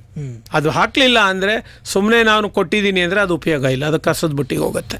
ಹಾಗಾಗಿ ಭೂ ರೈತರು ಇರಲಿ, ಭೂ ಒಡೆಯರು ಇರಲಿ, ಎಲ್ಲರೂ ಆ ಜಾಬ್ ಕಾರ್ಡ್ನ ಹೊಂದಲೇಬೇಕು. ಆಯಿತಾ? ಆ ಜಾಬ್ ಕಾರ್ಡ್ ಇರೋರು 6A ಅರ್ಜಿ ಕೊಟ್ಟ ತಕ್ಷಣ ಅವ್ರು ಅದನ್ನ ಪ್ರೋಸೆಸ್ ಮಾಡ್ತಾರೆ. ಮಾಡಿ ಕಾಮಗಾರಿಗಳು ಪ್ಲ್ಯಾನ್ ಆಗಿರುತ್ತಲ್ವ, ಅದರೊಳಗಡೆ ಇಂಥ ದಿನ ಇಂಥ ಕಡೆ ನೀವು ಕೆಲಸ ಮಾಡಿ ಅಂತ ಬ್ಯಾಚಿಂಗ್ ಮಾಡ್ತಾರೆ. 25 ಜನರ ಒಂದು ಕಾರ್ಮಿಕರ ಗುಂಪಿಗೆ ಒಬ್ಬನ ಮೇಸ್ತ್ರಿ ಅಂತ ಮಾಡ್ತಾರೆ. ಆಯಿತಾ? ಆ ರೋಜ್ಗಾರ್ ಮೇಲುಸ್ತುವಾರಿ ವ್ಯಕ್ತಿ ನೇತೃತ್ವದಲ್ಲಿ ಕೆಲಸ ಆಗಬೇಕು. ಅವ್ರ ಕೆಲಸ ಏನಪ್ಪ ಅಂದರೆ ಇವ್ರನ್ನೆಲ್ಲ ಒಟ್ಟಿಗೆ ಮೊಬಿಲೈಸ್ ಮಾಡೋದು, ಕೆಲಸದ ಜಾಗಕ್ಕೆ ಕರ್ಕೊಂಡು ಹೋಗೋದು, ಕೆಲಸ ಹಂಚೋದು, ಒಂದು ವೇಳೆ ಮಾರ್ಕಿಂಗ್ ಮಾಡಿಸೋದಿದ್ರೆ ಮಾರ್ಕಿಂಗ್ ಮಾಡಿಸೋದು, ಇಂಜಿನಿಯರ್ ಬಂದು ಹೇಳೋಗಿರ್ತಾರೆ ಹಿಂಗೆ ಮಾಡಿ ಅಂತ, ಅದನ್ನು ಮಾಡೋ ಅಂಥದ್ದು. ಒಟ್ಟಾರೆ ಮೇಲುಸ್ತುವಾರಿ ಮಾಡೋದು ಅವ್ರ ಜವಾಬ್ದಾರಿ. ಅವರು ಪ್ರತಿದಿನ ಮಸ್ಟರ್ನ ಇಟ್ಕೊಂಡು ಅದನ್ನ ಪಂಚಾಯತಿಗೆ ತಂದು ಕೊಡಬೇಕು ಅಂತ ಒಂದು ನಿಯಮ ಮಾಡಿದ್ದಾರೆ, ಆಯಿತಾ. ಆಮೇಲೆ ಈ ಕಾರ್ಮಿಕರು ಯಾರ್ಯಾರು ಕೆಲಸ ಮಾಡ್ತಾ ಇದ್ದಾರಲ್ಲ, ಪ್ರತಿ ಗುರುವಾರ ರೋಜ್ಗಾರ್ ದಿವಸ್ ಅಂತ ಮಾಡಿ ಮೀಟಿಂಗ್ ಮಾಡಬೇಕಂತ ಇದೆ. ಅವರ ಕುಂದುಕೊರತೆಗಳು ಸಮಸ್ಯೆಗಳೇನಾರು ಇದ್ದರೆ ಕೇಳಿ ಅದನ್ನು ಅಲ್ಲೇ ಪರಿಹಾರ ಮಾಡಬೇಕಂತೂ ಇದೆ. ಆಮೇಲೆ ಅದಕ್ಕೊಂದು ಚಿಕ್ಕ ಹಣವನ್ನು ಕೊಟ್ಟಿದ್ದಾರೆ. ಏನಂತ ಹೇಳಿದ್ರೆ ಅಲ್ಲಿಗೇನಾದರೂ ಸಭೆ ಖರ್ಚು, ಈಗ ಬಂದು ಭಾಗವಹಿಸಿದವ್ರಿಗೊಂದು ಚಹಾ ಬಿಸ್ಕೆಟ್ ಕೊಡ್ತೀವಂದರೆ ಒಂದು 250 ರೂಪಾಯಿ ಅವರು ಖರ್ಚು ಮಾಡ್ಬೋದು ಅಂತ ನಿಯಮನೂ ಮಾಡಿದ್ದಾರೆ. ಈ ಪ್ರಕ್ರಿಯೆಗಳನ್ನ ನಾವು ಈಗ ಮರು ಹುಟ್ಟಾಕಬೇಕು. ಯಾಕಂದರೆ ಕಾಮಗಾರಿ ಮಾಡೋರು, ನಮಗೆ ಕೆಲಸ ಬೇಕು ಅನ್ನೋರು ಮತ್ತು ಪಂಚಾಯಿತಿ ಮಧ್ಯೆ ಒಂದು ಒಳ್ಳೆ ಸಂಬಂಧ ಇರಬೇಕು, ಅವಿನಾಭಾವ ಸಂಬಂಧ ಇರಬೇಕು, ಮತ್ತು ನಂಬಿಕೆ ಆಧಾರಿತ ಸಂಬಂಧ ಇರಬೇಕು, ವಿಶ್ವಾಸ ಆಧಾರಿತ ಸಂಬಂಧ ಇರಬೇಕು. ಪಂಚಾಯಿತಿಯವ್ರಿಗೂ ಇರಬೇಕು, ಇವ್ರು ಇಷ್ಟು ಕೆಲಸ ಮಾಡ್ತಾರೆ, ದಿನ ಬರ್ತಾರೆ ಮಾಡ್ತಾರೆ ಅಂತ. ಇವ್ರಿಗೂ ಇರಬೇಕು, ನಮ್ಮ ಪಂಚಾಯಿತಿ ನನಗೆ ಇಷ್ಟು ದಿನ ಕೆಲಸ ಕೊಡುತ್ತೆ ಅಂತ. ಯಾಕಂದ್ರೆ ಇಲ್ಲಿ ಕೆಲಸ ಒಪ್ಕೊಂಡು ಇನ್ನೆಲ್ಲ ಹೊಟ್ಟೋಗ್ಬಾರ್ದು. ಯಾಕಂದರೆ ಇದೊಂದು ICT ಎನೇಬಲಿಂಗು, ತಂತ್ರಜ್ಞಾನ ಆಧಾರಿತವಾಗಿ ಮೇಲುಸ್ತುವಾರಿ ಮಾಡ್ತಿರ್ತಾರೆ. ಎಲ್ಲಿ ತಾಲೂಕು, ಜಿಲ್ಲೆ, ರಾಜ್ಯ, ರಾಷ್ಟ್ರ ಮಟ್ಟದಲ್ಲಿ ಎಲ್ಲರೂ ಗಮನಿಸ್ತಾ ಇರ್ತಾರೆ. ಪಂಚಾಯಿತಿಗೆ ಒತ್ತಡ ಬರೋಕ್ಕೆ ಶುರು ಆಗಿಬಿಡುತ್ತೆ. ಸೊ ದಯಮಾಡಿ ಇದನ್ನ ಅರ್ಥ ಮಾಡ್ಕೋಬೇಕು. ಇದನ್ನು ನಾವು ಕೂಲಿ ಕೆಲಸವನ್ನು ಒಬ್ಬ ವ್ಯಕ್ತಿನೂ ಮಾಡ್ಬೋದು, ಅಥವಾ ಕಾಮಗಾರಿ ಆಧಾರಿತ ಗುತ್ತಿಗೆ ತೆಗೆದುಕೊಂಡು ಕೆಲಸ ಮಾಡ್ಬೋದು. ಸರ್ ಇಷ್ಟು ಕೆಲಸ ನಾವು ಮಾಡಿಬಿಡ್ತೀವಿ ಸರ್, ನಮಗೆ ನೀವು ಕೊಡಿ ಅಂತಲೂ ಕೇಳ್ಬೋದು. ಎರಡಕ್ಕೂ ಇದರಲ್ಲಿ ಅವಕಾಶ ಇದೆ. ಸೊ ಈ ಅಂಶವನ್ನು ನಾವು ಗಮನ ಮಾಡಬೇಕು. ಸರ್, ಹಾಗಿದ್ರೆ ಈ ಮಹಾತ್ಮ ಗಾಂಧಿ ರಾಷ್ಟ್ರೀಯ ಗ್ರಾಮೀಣ ಉದ್ಯೋಗ ಖಾತ್ರಿಯ ಅಡಿಯಲ್ಲಿ ವೈಯಕ್ತಿಕವಾಗಿ ಆಗಿರ್ಬೋದು ಅಥವಾ ಸಾಮುದಾಯಿಕವಾಗಿರ್ಬೋದು ಯಾವ ರೀತಿಯಾದ ಅಭಿವೃದ್ಧಿ ಕಾಮಗಾರಿಗಳನ್ನು ಮಾಡಿಸ್ಬೋದು ಸರ್? ಈಗ ವೈಯಕ್ತಿಕ ಅಂದ ತಕ್ಷಣ ನಾವು ನೋಡೋದು ಅದು ಅವನಿಗೆ ಅಧಿಕಾರ ಇರಬೇಕು. ಮನೆ ಸುತ್ತಲೋ, ಹಿತ್ತಲು, ಕೈತೋಟ, ಆಯಿತಾ, ಅದಕ್ಕೆ ಸಂಬಂಧಪಟ್ಟಂಥ ವಿಚಾರಗಳು. ಅದು ಬಿಟ್ಟರೆ ಅವನು ಹಿಡುವಳಿದಾರ, ಚಿಕ್ಕ ಹಿಡುವಳಿದಾರ, ಮಧ್ಯಮ ಹಿಡುವಳಿದಾರ, ದೊಡ್ಡ ಹಿಡುವಳಿದಾರ, ಅವ್ರಿಗೇನೇನು ಬೇಕು, ಭೂ ಅಭಿವೃದ್ಧಿ ಬೇಕಾಗ್ಬೋದು, ಸಮತಟ್ಟು ಮಾಡೋದು ಇರ್ಬೋದು, ನೀರ್ಗಾಲುವೆಗಳು ಮಾಡೋದು, ಬದು ಮಾಡ್ಕೊಳ್ಳೋದು, ಕೃಷಿ ಅರಣ್ಯ ಮಾಡ್ಕೊಳ್ಳೋದು, ಕೃಷಿ ಹೊಂಡ ಮಾಡ್ಕೊಳ್ಳೋದು, ಕೊಟ್ಟಿಗೆ ಕಟ್ಕೊಳ್ಳೋದು, ಈ ಎಲ್ಲ ಕಾರ್ಯಕ್ರಮಗಳನ್ನ ತಗೊಳ್ಬೋದು. ಅಲ್ಲಿ ಏನಿರಬೇಕು, ಲೇಬರ್ಗೆ ಅವಕಾಶ ಇರಬೇಕು, ಲೇಬರ್ಶಿಪ್ಗೆ, ಶ್ರಮಕ್ಕೆ ಅಲ್ಲಿ ಅವಕಾಶ ಇರಬೇಕು. ಇದು ಒಂದನೇದು. ಎರಡನೇದು, ಅದ್ರ ಮೇಲೆ ಅವ್ರು ಏನು ಮಾಡ್ತಾರೆ, ಬೇಸಾಯ ಮಾಡ್ತೀನಿ, ಮತ್ತೊಂದು ಮಾಡ್ತೀನಿ ಅಂತಾರಲ್ಲ, ಆಗ ಇಲಾಖೆಗಳ ಜೊತೆ ಕನ್ವರ್ಜೆನ್ಸ್ ಮಾಡ್ಕೋಬೇಕು. ಅಂಥವ್ರಿಗೆ ಬೀಜ ಕೊಡು, ಗೊಬ್ಬರ ಕೊಡಿ ನಿಯಮಾನುಸಾರ. ಯಾಕಂದರೆ ಇವರೆಲ್ಲನೂ RSKನಲ್ಲಿ ಹೋಗಿ KYC ಮಾಡ್ಕೊಂಡಿರ್ತಾರೆ, ಯಾವುದೋ ರೈತ ಸಂಪರ್ಕ ಕೇಂದ್ರದಲ್ಲಿ. ಅವರಿಂದ ಏನೇನು ನೆರವು ಸಿಗಬೇಕು, ಇವ್ರಿಗೆ ಆದ್ಯತೆ ಮೇಲೆ ಕೊಡಬೇಕು ಅಂತ ನಿಯಮ ಇದೆ. ಆಮೇಲೆ ಹಣ್ಣು ಬಿಡುವ ತೋಟಗಾರಿಕೆ ಮರಗಳಿತ್ತು ಅಂದರೆ ಅದನ್ನ ಬರಾವ್ ಮಾಡೋದು, ಗೊಬ್ಬರ ಕೊಡೋದು, ಅದಕ್ಕೆ ನೀರು ಹೋಗೋಂಗೆ ಮಾಡೋದು, ಡ್ರಿಪ್ ಇರಿಗೇಷನ್ ಮಾಡೋದು. ಡ್ರಿಪ್ ಇರಿಗೇಷನ್ ಇಂಥದ್ದೆಲ್ಲ ಬಂದಾಗ, ಇದು ತುಂತುರು ನೀರಾವರಿ ಇವೆಲ್ಲ ಬಂದಾಗ ATM ಅಂತ ಇದೆ, ಅಗ್ರಿಕಲ್ಚರ್ ಟೆಕ್ನಾಲಜಿ ಮಿಷಿನ್ ಅಂತ, ಅದಕ್ಕೆ ಕನ್ವರ್ಜೆನ್ಸ್ ಕೊಡ್ಬೋದು. ನರೇಗಾ ಒಂದಿಟ್ಕೊಂಡು ಇಲಾಖೆಗಳಿಗೆ ಮತ್ತು ಬೇರೆ ಬೇರೆ ವಿವಿಧ ಯೋಜನೆಗಳಿಗೆ ನಾವು ಸಹಾಯ ಮಾಡಲಿಕ್ಕೆ ಅವಕಾಶ ಇದೆ. ಇದನ್ನು ರೈತರಿಗೆ ನಾವು ಅರ್ಥ ಮಾಡಿಸ್ಬೇಕು. ನೋಡಿ, ಇದು ಬರೀ ನೀವು ಶುರು ಮಾಡೋದಷ್ಟೇ, ಪ್ರಾರಂಭ ಅಷ್ಟೇ. ಸರ್ಕಾರದ ವಿವಿಧ ಯೋಜನೆಗಳಲ್ಲಿ ಸಾಮಾನ್ಯವಾಗಿ ನಿಮಗೆ ಅರ್ಹತೆ ಬಂದ್ಬಿಡುತ್ತೆ. ಅದನ್ನು ತೆಗೆದುಕೊಂಡು ನೀವು ನಿರಂತರ ಅಭಿವೃದ್ಧಿ ಅನ್ನೋದು ಒಂದು ದಿನ ಮಾಡುವ ಪ್ರಯತ್ನ ಅಲ್ಲ, ಇದು ನಿರಂತರವಾಗಿ ಮಾಡುವಂಥ ಪ್ರಯತ್ನ. ಆ ಪ್ರಯತ್ನಕ್ಕೆ ನಿಮ್ಗೆ ಬೇಕಾಗಿರೋ ಬೆಂಬಲಗಳು ಸರ್ಕಾರಿ ಯೋಜನೆಗಳಲ್ಲಿದೆ. ಸೊ ಇದು ನಾವು ಅರ್ಥ ಮಾಡ್ಕೋಬೇಕು. ಇದು ವೈಯಕ್ತಿಕವಾಗಿ. ಇನ್ನು ಸಾಮುದಾಯಿಕವಾಗಿ ಮಾಡುವಂಥ ತುಂಬ ಇದೆ. ಕೆರೆ ಬಂಡ್ ಮಾಡ್ತೀವಿ, ಸಮತಟ್ಟು ಮಾಡ್ತೀವಿ, ಹೂಳೆತ್ತಾಕ್ತೀವಿ, ಅಥವಾ ಕೋಡಿ ಹಾಳಾಗ್ಬಿಟ್ಟಿದೆ, ಆ ಕೋಡಿ ಜಾಗ ಸರಿ ಮಾಡ್ತೀವಿ, ಅಥವಾ ಎಲ್ಲ ಕಳೆ ಬಂದ್ಬಿಟ್ಟಿದೆ, ಕಳೆ ತೆಗಿತೀವಿ, ಆಯಿತಾ, ಕಾಲುವೆಗಳನ್ನ ರಿಪೇರಿ ಮಾಡ್ತೀವಿ. ಆಮೇಲೆ ಕೆರೆಗೆ ಮೇಲಿಂದ ನೀರು ಹರ್ಕೊಂಬರುತ್ತೆ ಅಲ್ವಾ, ನೀರು ಕ್ಯಾಚ್ಮೆಂಟ್ ಏರಿಯಾ ಅಂತ ಹೇಳ್ತೀವಿ, ಆ ಕಾಲುವೆಗಳನ್ನೆಲ್ಲ ಬಿಡಿಸ್ಕೊಳ್ಳೋವಂಥದ್ದು. ಆಮೇಲೆ ಎಲ್ಲರೂ ಮಣ್ಣು ಕೊರಕಲಾಗಿದೆ ಅಂದರೆ ಎಲ್ಲ ಹುಲ್ಲು ಹಾಕುವಂಥದ್ದು, ಮರ ಗಿಡಗಳನ್ನ ಹಾಕಿ ಆ ಕೊರಗಲಾಗದೇ ಇರೋಂಗೆ ನೋಡ್ಕೊಳ್ಳೋದು. ಅದಕ್ಕೆ ಸೋಷಿಯಲ್ ಫಾರೆಸ್ಟ್ರಿ ಅವ್ರು ಬಂದು ಹೆಲ್ಪ್ ಮಾಡ್ತಾರೆ. ನಿಮ್ಮ ಜಮೀನೊಳಗಡೆ ಮಾಡ್ಕೊಳ್ತೀರಿ ಅಂದರೆ ಕೃಷಿ ಅರಣ್ಯದವ್ರು ಬರ್ತಾರೆ, ಅದು ತೋಟಗಾರಿಕೆ ಅಟ್ಯಾಚ್ಡ್. ಅಥವಾ ಜಲಾನಯನ ಅಭಿವೃದ್ಧಿಯವರು ಬರ್ತಾರೆ, ಅಥವಾ ಕೃಷಿ ಸಿಂಚಾಯಿ ಯೋಜನಾ ಅಂತಿದೆ, ಅವರು ಬರ್ತಾರೆ. ಸೊ ಅವರು ನಿಮಗೆ ಹೆಲ್ಪ್ ಮಾಡ್ತಾರೆ. ಅವ್ರದ್ದಲ್ಲಿ ಒಂದು SR ರೇಟ್ ಮಾಡ್ಕೊಂಡಿದ್ದಾರೆ, ಈ ಕಾಮಗಾರಿ ಮಾಡಲಿಕ್ಕೆ ಇಷ್ಟು ಮಾನವ ದಿನಗಳು ಬೇಕು, ಇಷ್ಟು ಸಾಮಗ್ರಿ ವೆಚ್ಚ ಬರುತ್ತೆ ಅಂತ. ಆ ಎಲ್ಲ ಪೇಮೆಂಟ್ ಅವರು ಡೊಂಗಲಿಂದ ಕೊಡ್ತಾರೆ. ಇನ್ನು ಕೆಲವು ಸಮುದಾಯ ಕಾಮಗಾರಿಗಳಿಗೆ ನೇರವಾಗಿ ಪಂಚಾಯಿತಿ ಡೊಂಗಲಿಂದ ಪೇಮೆಂಟ್ಗಳಾಗುತ್ತೆ. ಡೊಂಗಲ್ ಅಂದ್ರೆ ಅವ್ರು ಹೆಬ್ಬೆಟ್ ಕೊಡಲೇಬೇಕು, ಅರ್ಥ ಆಯ್ತಾ? ಇದನ್ನು ನಾವು ಅರ್ಥ ಮಾಡ್ಕೋಬೇಕು. ಸೊ ಆ ವಾರದಲ್ಲಿ ಏನು ಕಾಮಗಾರಿ ಆಗಿದೆ, ಕೆಲಸ ಆಗಿದೆ, ಮುಂದಿನ ಒಂದು ವಾರದೊಳಗಡೆ ಅವ್ರಿಗೆ ಪೇಮೆಂಟ್ ಮಾಡಲೇಬೇಕು. ಪೇಮೆಂಟ್ ಕೊಡೋದು ಅವ್ರ ಹಕ್ಕು ಅಂತ ಯೋಜನೆಯಲ್ಲಿ ಹೇಳ್ಬಿಟ್ಟಿದೆ. ಅದು ಯಾವ ಹಕ್ಕಿನಡಿ ಬರುತ್ತೆ ಅಂತ ಮುಂದೆ ನಾವು ಅದನ್ನ ಅರ್ಥ ಮಾಡ್ಕೊಳ್ಳೋಣ. ಆಮೇಲೆ ಎಲ್ಲ ಕಾಮಗಾರಿಗಳಿಗೂ GPS ವೆರಿಫಿಕೇಶನ್ ಮಾಡಿದ್ದೀವಿ. ಈಗ ಅದೇ ಕಾಮಗಾರಿನ ಪದೇ ಪದೇ ಮಾಡೋಕ್ಕೆ ಬರಲ್ಲ. ಆಯಿತಾ. ಯಾರು ಕಾಮಗಾರಿ ಮುಗಿಸಿದ್ದಾರೆ ಅಂತಾರೆ ಮಿನಿಮಮ್ 5 ಇಯರ್ಸ್ ಅದು ಚೆನ್ನಾಗಿರಲೇಬೇಕು. 6ನೇ ವರ್ಷ ಅದು ಹಾಳಾಗಿದೆ ಅಂತ ಬಂದರೆ ಮಾತ್ರ ಅದನ್ನು ಹೊಸದಾಗಿ ಮಾಡೋದಲ್ಲ, ದುರಸ್ತಿ ಅಷ್ಟೆ. ಆದರೆ ಈಗ ಕೆಲವು ಕಡೆ ಎಲ್ಲ ಆಲೋಚನೆ ಹೆಂಗಿದೆ ಅಂದರೆ ಇರೋದನ್ನೆಲ್ಲ ಕಿತ್ತಾಕ್ಬಿಟ್ಟು ಹೊಸದು ಮಾಡ್ತೀವಿ ಅಂತಾರೆ. ಆಗ ಅವರು ಲ್ಯಾಂಜಿವಿಟಿ ನೋಡ್ತಾರೆ, ಇಷ್ಟು ಬಾಳಿಕೆನೇ ಬರಬೇಕು, ಯಾಕಿದು ಬಾಳಿಕೆ ಬರಲಿಲ್ಲ, ಟೆಕ್ನಿಕಲ್ ಇವ್ಯಾಲ್ಯೂಷನ್ಗೆ ಹಾಕ್ಬಿಡ್ತಾರೆ. ಅವ್ರು ಬಂದಾಗ ಬರೀತಾರೆ ಹಾಕಿರೋ ಸಾಮಗ್ರಿ ಸರಿ ಇರಲಿಲ್ಲ, ಅದರಲ್ಲಿ ಬಳಸಿದ ತಂತ್ರಗಾರಿಕೆ ಸರಿ ಇಲ್ಲ ಅಂತ ಬರೆದಾಕಿದಾಗ ಆಗ ಇಂಜಿನಿಯರ್ಗೂ ತೊಂದರೆ, ಆಗ ಗುತ್ತಿಗೆದಾರ ಸಹಾಯ ಮಾಡಿದವ್ರಿಗೂ ತೊಂದರೆ ಆಗುತ್ತೆ. ಅಂಥವುಗಳು ಗಮನ ಇಟ್ಕೋಬೇಕು ಆಯಿತಾ. ಈಗ ಕೊಟ್ಟಿಗೆ ಕೊಡ್ತಾರೆ, ಮಿನಿಮಮ್ 30 ವರ್ಷ ಇರಲೇಬೇಕು. ಈಗ ಪ್ರತಿ ವರ್ಷವೂ ಕೊಟ್ಟಿಗೆ ಕೊಡೋಕ್ಕಾಗಲ್ಲ, ಅದು 3 ವರ್ಷಕ್ಕೊಮ್ಮೆ ಕೊಟ್ಟಿಗೆ ಕೊಡೋಕ್ಕಾಗಲ್ಲ, 1 ಟೈಮ್ ಅಷ್ಟೇ ಅದು ಕೊಟ್ಟಿಗೆ ಕೊಡೋದು. ಆಮೇಲೆ ಈಗ ಹೌಸಿಂಗ್ ಕನ್ವರ್ಜೆನ್ಸ್ ಅಂತ ಮಾಡಿದ್ದೀವಿ. 90 ಮಾನವ ದಿನಗಳು ಯಾರಿಗೆ ಪ್ರಧಾನಮಂತ್ರಿ ಆವಾಸ್ ಯೋಜನೆಯಲ್ಲಿ ಮನೆ ಸ್ಯಾಂಕ್ಷನ್ ಆಗಿದೆ ಅವರಿಗೆ 90 ಮಾನವ ದಿನಗಳ ಭೂಮಿ ಕೆಲಸ ಮಾಡ್ಬೋದು ಅಂತ ಇದೆ. ಮನೆ ಕಟ್ಬಿಟ್ಟು ಅವನ ಹತ್ರ ಹೋಗೋಕ್ಕಾಗಲ್ಲ. ಆ ಭೂ ಕೆಲಸ ಆಗಬೇಕು ಅಂದರೆ ಪಾಯ ಪೂಜೆ ಮಾಡ್ತಿರಲ್ಲ ಅಷ್ಟೊಳಗಡೆ ಹೋಗ್ಬಿಟ್ಟು ನೀವೇನು ಮಾಡಬೇಕು, ನಿಮ್ಮ ಹೆಸರು ನೋಂದಾಯಿಸ್ಕೋಬೇಕು, ಅನುಮತಿ ತೊಗೋಬೇಕು, ಅವ್ರು NMR ಜನ್ರೇಟ್ ಮಾಡ್ಕೊಂಡಿರೋಕ್ಕೂ ನೀವು ಪಾಯ ಆಗಿಬೇಕು. ನೀವು ಪಾಯ ಆಗಿದ್ದು 1 ವಾರದಲ್ಲೇ ಮುಗಿಸಿ, 2 ವಾರದಲ್ಲೇ ಮುಗಿಸಿ ಅಥವಾ 2 ದಿನದಲ್ಲೇ ಮುಗಿಸಿ 90 ದಿನದ ಏನು ಹಣ ನಿಮಗೆ ಬರಬೇಕು ನಿಮಗೆ ಕ್ರೆಡಿಟ್ ಆಗುತ್ತೆ. ಆ ಹಣನೂ ಬಳಸ್ಕೊಂಡು ನೀವು ಪಾಯ ಮಾಡಬೇಕು. ಅರೆ ತುಂಬ ಕಡೆ ನಾವು ಏನು ಗಮನಿಸಿ ಗ್ರಾಮೀಣ ಪ್ರದೇಶಗಳಲ್ಲಿ ಆ ಹಂತ ಮುಗಿದೋದ್ಮೇಲೆ ಅವ್ರ ಹತ್ರಕ್ಕೆ ಹೋಗ್ತಾರೆ. ಆಗ ಇವರು ಫೋಟೋ ಅಪ್ಲೋಡ್ ಮಾಡೋಕ್ಕೆ ಬರಲ್ಲ, ಯಾಕಂದರೆ ಅದಕ್ಕೆ ಸ್ಥಿರಚಿತ್ರ ದಾಖಲೀಕರಣ ವೆರಿಫಿಕೇಷನ್ ತುಂಬ ಮುಖ್ಯ. GPS ಬಂದ್ಬಿಡುತ್ತೆ, ಫೋಟೋ ತೊಗೊಳ್ಳಲ್ಲ. ಹಾಗಾಗಿ ತುಂಬ ಜನಕ್ಕೆ ಪೇಮೆಂಟ್ ಆಗಿಲ್ಲ, ಅದು ಲಾಸೇ. ಇವತ್ತಿನ ಲೆಕ್ಕದಲ್ಲಿ 90 ಮಾನವ ದಿನ ಅಂತ ಹೇಳಿದ್ರೆ ಕಡಿಮೆ ಅಂದರೂ ಎಷ್ಟಾಯಿತು, ಒಂದು ಇವತ್ತಿನ 370 ರೂಪಾಯಿ ಇದೆ ಈಗ ಆಯಿತಾ. ಒಂದು 90 ದಿನ ಅಂತ ಹೇಳಿದ್ರೆ ಒಂದು 27,000 ರೂಪಾಯಿ, 28,000 ರೂಪಾಯಿ ಹಳ್ಳಿ ಜನರಿಗೆ ದೊಡ್ಡದಲ್ವಾ? ದೊಡ್ಡದಲ್ವಾ? ಭೂಮಿ ಕೆಲಸಕ್ಕೆ. ಕಟ್ಟಡದ ಕೆಲಸ ಏನು ಬರುತ್ತೆ, ಪಾಯ ಮಾಡೋದು, ಅದಕ್ಕೆಲ್ಲ ಅವರ ವಸತಿ ಯೋಜನೆಯಲ್ಲಿ ಬರೋ ಇದನ್ನು ಅವರೇ ಮೆಟೀರಿಯಲ್ ತಗೊಂಡು ಅವರೇ ಕಟ್ಬೋದು. ನಿಜ ತಾನೇ? ಒಂದು ವೇಳೆ ನಾನು ಗುತ್ತಿಗೆ ಕೊಟ್ಬಿಟ್ಟಿದ್ದೀನಿ ಮನೆ ಅಂದ್ರೂ, ಆದರೆ ಈ ಭೂಮಿ ಕೆಲಸದ ನರೇಗಾ ಹಣ ಬರೋದು ಆ ಫಲಾನುಭವಿ ಖಾತೆಗೇನೆ. ಇದು ಅರ್ಥ ಮಾಡ್ಕೋಬೇಕು. ಸೊ ಹಾಗಾಗಿ ಇದು ಅರ್ಥ ಏನಂದರೆ ಆ ಮನೆ ಕಟ್ಕೊಳ್ತಾ ಇರುವಾಗ್ಲೂ ನಿನ್ನ ಶ್ರಮಕ್ಕೂ ಬೆಲೆ ಇದೆ. ಬರೀ ನೀನು ಶ್ರಮಪಟ್ಟೆ ಇವತ್ತು ನನಗೆ ಊಟಕ್ಕಿಲ್ಲ, ನಾನು ತೊಂದರೆಯಲ್ಲಿದ್ದೀನಿ ಅಂತ ಅನ್ಕೋಬಾರ್ದು ಅನ್ನೋ ಆಶಯದಿಂದ ಕೊಟ್ಟಿರೋದು. ಸೊ ದಯಮಾಡಿ ಅದನ್ನು ಜನ ಅರ್ಥ ಮಾಡ್ಕೋಬೇಕು ಅಂತ ಈ ಸಂದರ್ಭದಲ್ಲಿ ಹೇಳಕ್ಕೆ ಇಷ್ಟಪಡ್ತೀನಿ. ಸರ್, ಹಾಗಿದ್ರೆ ಈ ಮಹಾತ್ಮ ಗಾಂಧಿ ರಾಷ್ಟ್ರೀಯ ಗ್ರಾಮೀಣ ಉದ್ಯೋಗ ಖಾತ್ರಿ ಯೋಜನೆಯಲ್ಲಿ ಈ ವೈಯಕ್ತಿಕವಾಗಿ ಆಗಿರ್ಬೋದು, ಸಾಮುದಾಯಿಕವಾಗಿ ಯಾವುದೇ ರೀತಿಯ ಕಾಮಗಾರಿಗಳನ್ನು ಅಥವಾ ಅಭಿವೃದ್ಧಿಯನ್ನು ಮಾಡ್ಕೊಂಡ ನಂತರ ಆ ಸೌಲಭ್ಯನ ಮತ್ತೆ ಎಷ್ಟು ವರ್ಷಗಳ ನಂತರ ಪಡಿಬೋದು ಸರ್? ಅದು ಈ ಥರ ಇದೆ. ನೀವು ಇದರಲ್ಲಿ ಅನೇಕ ಥರ ಕಾರ್ಯಕ್ರಮಗಳಿದೆ. ಒಂದಂತ ಹೇಳಿದ್ರೆ ಅಂತ ಹೇಳಿದ್ರೆ ಒಬ್ಬ ವ್ಯಕ್ತಿ ಒಂದೇ ಕಾಮಗಾರಿನ ಪದೇ ಪದೇ ಕೇಳಂಗಿಲ್ಲ, ಅದು ಮಾನವ ದಿನಗಳಿಗೆ ಬ್ಯಾಲೆನ್ಸ್ ಆಗಿರುತ್ತೆ ಆಯ್ತಾ. ಈ ವರ್ಷ ನಾನು ಕಾಮಗಾರಿ ಕೇಳಿದೆ. ಈಗ ಗುಚ್ಛ ಕಾರ್ಯಕ್ರಮ ಅಂತ ನಾವು ಮಾಡಿದ್ದೀವಿ. ಉದಾಹರಣೆಗೆ ಕೊಟ್ಟಿಗೆ ಒಂದು ಗುಚ್ಛ ಆಯ್ತಾ, 2ನೇ ಕಾಮಗಾರಿ ಸಸಿ ನೆಡುವಂಥದ್ದು ಅಂತ ಇಟ್ಕೊ ಅರಣ್ಯೀಕರಣ ಕಾರ್ಯಕ್ರಮ, 3ನೇದು ಭೂಮಿ ಸಮದಟ್ಟು. 3 ಕಾರ್ಯಕ್ರಮ ಅವನು ತಗೊಂಡ ಅಂದರೆ ಆಗ ಎಷ್ಟು ಮ್ಯಾಂಡೇಸ್ ಬೇಕಂತ ಲೆಕ್ಕ ಹಾಕ್ತೀವಿ. ಈಗ 500 ಮ್ಯಾಂಡೇಸ್ ಆಯಿತು ಅಂತ ಇಟ್ಕೊಳ್ಳೋಣ. ಈಗ 500 ಮ್ಯಾಂಡೇಸ್ದ ಆ ಕುಟುಂಬಕ್ಕೆ ಕೆಲಸ ಸಿಗಬೇಕಂದ್ರೆ ಎಷ್ಟು ದಿನ ಕಾಯಬೇಕು? ವರ್ಷಕ್ಕಿರೋದು 150 ದಿನ ಅಂತ ಇಟ್ಕೊಳ್ಳೋಣ.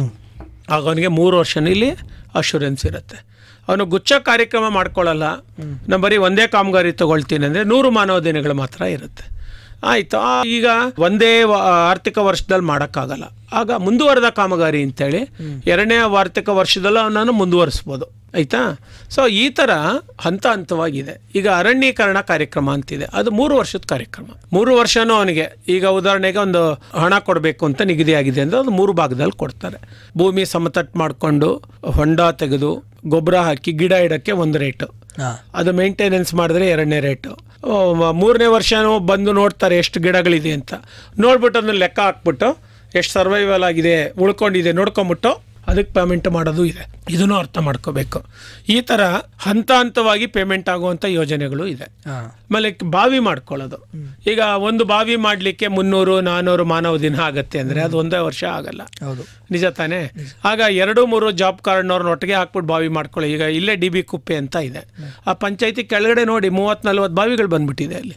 ಯಾಕಂದರೆ ಕಬಿನಿ ಹಿನ್ನೀರಿನಲ್ಲಿ ನೀರಿದೆ, ಅಲ್ಲಿ ಬರೀ 15-20 ಅಡಿಗೆಲ್ಲ ನೀರು ಬಂದ್ಬಿಟ್ಟಿದೆ. ತರಕಾರಿ ಬೆಳೀತಾ ಇದ್ದಾರೆ ಅವರೆಲ್ಲ. ನಾನು ಅದನ್ನ ಭೇಟಿ ಮಾಡಿ ವೀಕ್ಷಣೆ ಮಾಡಿದ್ದೀನಿ. ತರಕಾರಿ ಎಲ್ಲ ಅವರು ಕೇರಳಗೆ ಕಳಿಸ್ಕೊಡ್ತಾ ಇದ್ದಾರೆ. ಮತ್ತು ಗುಣಮಟ್ಟ ಇದೆ ತರಕಾರಿ, ಮತ್ತು ಎಲ್ಲ ಸಾವಯವ ತರಕಾರಿ ಬೆಳೀತಾ ಇದ್ದಾರೆ. ಈ ಥರದ್ದು ನಾವು ನೋಡ್ಬೋದು. ಸೊ ಎಲ್ಲಿ ನೀರು ಮೇಲ್ಭಾಗದಲ್ಲಿ ಸಿಗತ್ತೆ ಅಂತಾರಲ್ಲ, ಅದಕ್ಕೆ ಒಂದು ಬಾವಿಗೆ ಇಷ್ಟು ಮಾನವ ದಿನಗಳು ಅಂತ ಲೆಕ್ಕ ಮಾಡಿದ್ದಾರೆ. ಅದರೊಳಗೆ ಒಳಪಡುವಂತಹ ಕಾಮಗಾರಿಗಳು ತಗೋಬೋದು. ಮಾನವ ದಿನಗಳು ಸಿಗತ್ತೆ, ಅದಕ್ಕೆ ಪೂರಕವಾಗಿ ಸಾಮಗ್ರಿನೂ ಸಿಗತ್ತೆ, ಸಾಮಗ್ರಿ ವೆಚ್ಚನೂ ಸಿಗತ್ತೆ. ರಿಂಗ್ ಬಿಡಬೇಕು, ಆ ರಿಂಗ್ ವೆಚ್ಚನೂ ಕೊಡ್ತಾರೆ. ಒಂದು ಪುಲ್ಲಿ ಹಾಕೋಬೇಕು, ಆ ವೆಚ್ಚನೂ ಅದರೊಳಗಡೆ ಬರುತ್ತೆ. ಆದರೆ ಎಲ್ಲವನ್ನು ಕಾಲಮಿತಿ ಒಳಗಡೆ ಮುಗಿಸ್ಬೇಕು. ಹಿಂದೆ ಇದು ಶೌಚಾಲಯಕ್ಕೂ ಕೊಡ್ತಾ ಇದ್ರು, ಈಗ ಶೌಚಾಲಯ ಕೊಡ್ತಾರೆ. ಯಾಕಂದರೆ ಸ್ವಚ್ಛ ಭಾರತ ಮಿಷಿನಲ್ಲಿ ಇಡೀ ಘಟಕ ವೆಚ್ಚ ಕೊಡ್ತಾ ಇರೋದ್ರಿಂದ ನರೇಗಾದಲ್ಲಿ ಕೊಡಬಾರ್ದು, ಕನ್ವರ್ಜೆನ್ಸ್ ಮಾಡಬಾರ್ದು ಅಂತ ನಿಯಮ ಮಾಡಿರೋದ್ರಿಂದ ಈಗ ಅದು ತೆಗೆದುಬಿಟ್ಟಿದ್ದಾರೆ. ಆದರೆ ಹೌಸಿಂಗಿಗೆ ಇದು ಕಂಟಿನ್ಯೂ ಆಗಿದೆ. ಆಮೇಲೆ ಇನ್ಯಾವುದೇ ರೇಷ್ಮೆ ಮನೆ ಕಟ್ಕೊಳ್ಳೋಕ್ಕೆ ಈಗ ಅಂಗನವಾಡಿ ಬಿಲ್ಡಿಂಗಿಗೂ ಕೊಡ್ತಾರೆ. ನರೇಗಾದಲ್ಲಿ ಲೇಬರ್ ಕಾಂಪೋನೆಂಟ್ ಎಲ್ಲ ಕೊಟ್ಟರೆ, ಮೆಟೀರಿಯಲ್ ಕಾಂಪೋನೆಂಟ್ ಬೇರೆದ್ರಲ್ಲಿ ಕೊಡ್ತಾರೆ. ಸೊ ಈಗೆಲ್ಲ ಬಾಲ ಅಂಗನವಾಡಿ ಅಂತ ತುಂಬ ಉನ್ನತೀಕರಿಸಿದ ಅಂಗನವಾಡಿಗಳು ಕಟ್ತಾ ಇದ್ದಾರಲ್ಲ, ಅದಕ್ಕೆಲ್ಲ ಕನ್ವರ್ಜೆನ್ಸ್ ಇದೆ. ಸೊ ಹಾಗಾಗಿ ಅವರು ಕಾಂಟ್ರಾಕ್ಟ್ಗೆ ಹೋಗುತ್ತೆ, ಆಯಿತಾ. ಕೂಲಿ ವೆಚ್ಚನ ಅವನು ಮಸ್ಟರ್ ಮಾಡಿ ಅವ್ರ ಹೆಸರಲ್ಲೇ ಎತ್ಕೋಬೇಕು. ಸೊ ಅದೆಲ್ಲ ಇದೆ. ಇದನ್ನು ಮೂಲ ಸ್ವರೂಪನ ಯಾರು ಡಿಸ್ಟರ್ಬ್ ಮಾಡಬಾರ್ದು. ಚಿಕ್ಕ ಚಿಕ್ಕ ಬದಲಾವಣೆಗಳು ಮಾಡಲಿಕ್ಕೆ ಅವಕಾಶವನ್ನು ಜಿಲ್ಲಾ ಸಮಿತಿಗೆ ಅಧಿಕಾರ ಕೊಟ್ಟಿದ್ದಾರೆ. ಆಮೇಲೆ ಗ್ರಾಮ ಪಂಚಾಯತಿಯವ್ರು ಏನು ಮಾಡಬೇಕು, ಆ ಬದಲಾವಣೆಗಳು ಬೇಕು ಅಂದರೆ ಜಿಲ್ಲಾ ಸಮಿತಿಗೆ ವರದಿ ಮಾಡಿ ಅವರ ಪೂರ್ವಾನುಮತಿ ಅನುಮೋದನೆ ತೆಗೆದುಕೊಂಡು ಅವ್ರು ಮಾರ್ಪಾಡು ಮಾಡ್ಕೊಳ್ಳೋಕೆ ಅವಕಾಶ ಇದೆ. 15% ವಿಚಾರಗಳನ್ನ ಬದಲಾಯಿಸ್ಕೊಳ್ಳೋಕೆ ಅವಕಾಶ ಇದೆ.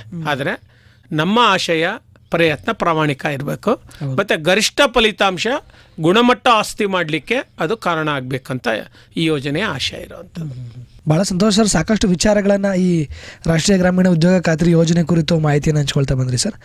ಹಾಗಿದ್ರೆ ತಮ್ಮ ಮಾತುಗಳನ್ನು ಕೇಳ್ತಿರೋಂಥ ಎಲ್ಲ ಗ್ರಾಮ ಪಂಚಾಯಿತಿಯ ಚುನಾಯಿತ ಸದಸ್ಯರುಗಳಿಗಾಗಿರ್ಬೋದು, ಪಂಚಾಯಿತಿ ಅಭಿವೃದ್ಧಿ ಅಧಿಕಾರಿಗಳಿಗಾಗಿರ್ಬೋದು, ಒಟ್ಟಾರೆಯಾಗಿ ಸಾರ್ವಜನಿಕರಿಗೆ ಸರ್, ಈ ಮಹಾತ್ಮ ಗಾಂಧಿ ರಾಷ್ಟ್ರೀಯ ಗ್ರಾಮೀಣ ಉದ್ಯೋಗ ಖಾತ್ರಿ ಅಭಿವೃದ್ಧಿ ಚಟುವಟಿಕೆಗಳು ಹಾಗೂ ಸೇವಾ ಸೌಲಭ್ಯಗಳನ್ನು ಪಡ್ಕೊಂಡು ಅಭಿವೃದ್ಧಿಯ ಭಾರತವನ್ನು ನಿರ್ಮಾಣ ಮಾಡೋ ನಿಟ್ಟಿನಲ್ಲಿ ಅವರ ಕರ್ತವ್ಯ ಹಾಗೂ ಜವಾಬ್ದಾರಿಗಳ ಕುರಿತು ಏನು ಸಲಹೆ ಅಥವಾ ಸಂದೇಶವನ್ನು ಕೊಡೋದಕ್ಕೆ ಇಷ್ಟಪಡ್ತೀರಾ ಸರ್? ಒಂದನೇದು, ಇದು ಬಡತನ ನಿರ್ಮೂಲನೆಗೆ ಅಥವಾ ಬಡತನ ಪರಿಸ್ಥಿತಿನ ಕಡಿಮೆ ಮಾಡಲಿಕ್ಕೆ ನೇರವಾಗಿ ಕಾರಣ ಆಗುವಂಥ ಯೋಜನೆ.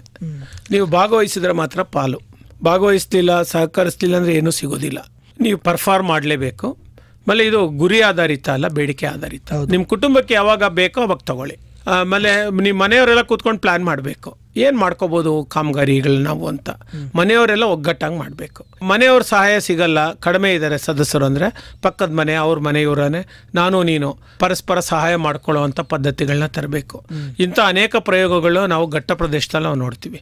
ನಮ್ಮ ಮನೆಯವರೆಲ್ಲ ನಿಮಗೆ ಮಾಡ್ತೀವಿ, ನಿಮ್ಮ ಮನೆಯವ್ರು ಬಂದು ನಮಗೆ ಸಹಾಯ ಮಾಡಿ, ಇವೆಲ್ಲ ನಮ್ಮಲ್ಲಿ ಪೂರ್ವ ಇದರಲ್ಲಿ ಇತ್ತು ಅಲ್ವಾ. ಅವುಗಳೆಲ್ಲ ಮತ್ತೆ ಮರುಜೋಡಣೆ ಮಾಡ್ಕೊಳ್ಬೇಕು. ಮತ್ತು ಇದರಲ್ಲಿ ತುಂಬ ಉನ್ನತ ತಂತ್ರಜ್ಞಾನ ಎಲ್ಲ ಬರೋದಿಲ್ಲ, ಜನಸಾಮಾನ್ಯ ತಂತ್ರಜ್ಞಾನ ಅಂಶಗಳಿಗೆ ಇದಕ್ಕೆ ಹೆಚ್ಚು ನಾವು ಒತ್ತು ಕೊಡ್ತಾ ಇದ್ದೀವಿ.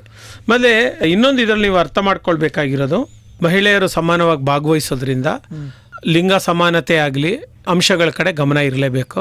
ಲಿಂಗ ತಾರತಮ್ಯ ಇಲ್ಲ, ನೀನು ಕೂಲಿಗೆ ಬರಬೇಡ ಅನ್ನಂಗಿಲ್ಲ, ಯಾವುದೇ ಸಮುದಾಯವನ್ನು ನೀನು ಭಾಗವಹಿಸಬೇಡ ಅನ್ನಂಗಿಲ್ಲ, ಆಯಿತಾ. ಅಪ್ ಟು 60 ವರ್ಷದವರೆಗೂ ಯಾರು ಬೇಕಾದ್ರೂ ಭಾಗವಹಿಸ್ಬೋದು. ಆ ವಯೋಮಾನಕ್ಕೆ ತಕ್ಕಂತೆ ಆ ಒಂದು ಪ್ರದೇಶದಲ್ಲಿ ಅವ್ರನ್ನ ಕೆಲಸಕ್ಕೆ ಹಚ್ಚಬೇಕು. ಇವನ ವಿಶೇಷ ಚೇತನರು, ಅಂಗವಿಕಲರು ಅಂತೀವಲ್ಲ, ಅವ್ರನ್ನೂ ಸಹಿತ ಇದರಲ್ಲಿ ಭಾಗಿ ಮಾಡ್ಬೋದು. ಅವ್ರಿಗಾಗೋ ಕೆಲಸ ಏನು, ಕೆಲಸಕ್ಕೆ ಬಂದವ್ರಿಗೆ ನೀರು ಕೊಡೋದು, ಅಟೆಂಡೆನ್ಸ್ ಬರ್ಕೊಳ್ಳೋದು, ಮಕ್ಕಳ ಕಡೆ ಗಮನ ಮಾಡೋದು, ಸಲಕರಣೆಗಳನ್ನ ನೋಡ್ಕೊಳ್ಳೋದು, ಅದನ್ನು ಒಂದು ಮಾನವ ದಿನ ಅಂತ ಕರಿಬೇಕಂತ ನಿಯಮ ಮಾಡಿದ್ದೀವಿ. ಅದೇ ಇದು ಒಟ್ಟಾರೆ ಏನಂದರೆ ಇದೊಂದು ಸಾಮಾಜಿಕ ಹಿತ, ಸಾಮಾಜಿಕ ಮುಖ ಕಾರ್ಯಕ್ರಮ. ಇದು ಯಾರೋ ಲಾಭ ಮಾಡ್ಕೊಂಡು ಹೋಗ್ಬಿಡೋ ಕಾರ್ಯಕ್ರಮ ಅಲ್ಲ, ಇದು ಗುತ್ತಿಗೆ ಆಧಾರಿತ ಕಾರ್ಯಕ್ರಮ ಖಂಡಿತ ಅಲ್ಲ. ಇದು ನಾವು ಗಮನಿಸ್ಕೋಬೇಕು. ಆಮೇಲೆ ಈಗ ಅನುಪಾತ ಆವಾಗಲೇ ನಾನು ಹೇಳಿದ್ದೀನಿ, ಈಗಿರೋದು 51-49 ಅನುಪಾತದಲ್ಲಿ ತಗೊಳ್ಬೋದು. ಕೂಲಿ ಪಾವತಿನೂ ಅಷ್ಟೇ, ಕೆಲವೊಮ್ಮೆ ಸಮಯ ಆಧಾರಿತ ಕೂಲಿ ಅಂತ. ಈಗ ಒಂದು ಸಮಯದೊಳಗಡೆ ಇಷ್ಟು ಪ್ರಮಾಣದ ಕೆಲಸ ಮಾಡ್ತೀನಿ ಅಂದ್ರೂ ನೀವು ಕೂಲಿ ತಗೋಬೋದು.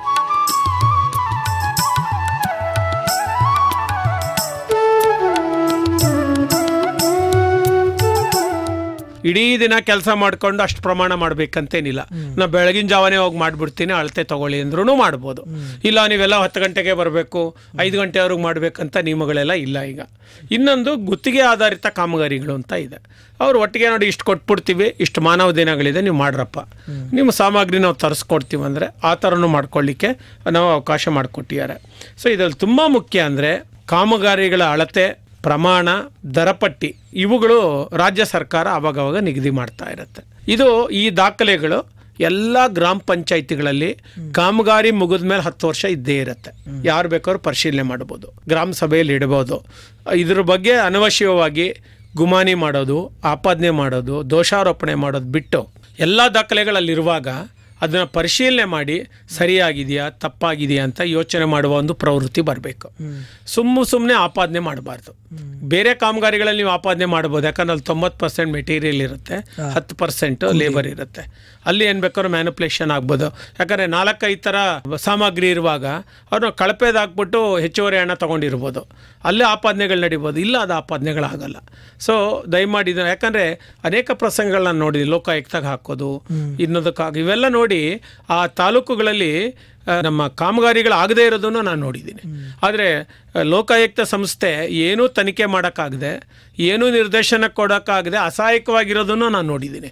ಅದನ್ನು ಬಿಟ್ಟು ನಮ್ಮ ಪರಿವಿಧಿ ಒಳಗಡೆ, ಕಾಯ್ದೆ ಒಳಗಡೆ ಏನೊಂದು ಪರಿಶೋಧನೆ ಕಾರ್ಯಗಳಿದೆ, ಸಾಮಾಜಿಕ ಪರಿಶೋಧನೆ ಅಂತ ಇದರಲ್ಲೊಂದು ನಿಯಮ ಇದೆ, ಆಯಿತಾ. ಯಾರು ಕಾಮಗಾರಿಯಲ್ಲಿ ಭಾಗಿಯಾಗಿದ್ದಾರೆ ಜನಸಾಮಾನ್ಯರೇ ಇದನ್ನು ಪರಿಶೋಧನೆ ಮಾಡಲಿಕ್ಕೆ ಅವಕಾಶ ಇದೆ. ಇದಕ್ಕೆ ಸೋಷಿಯಲ್ ಆಡಿಟ್ ಅಂತ ನಾವು ಕರಿತೀವಿ.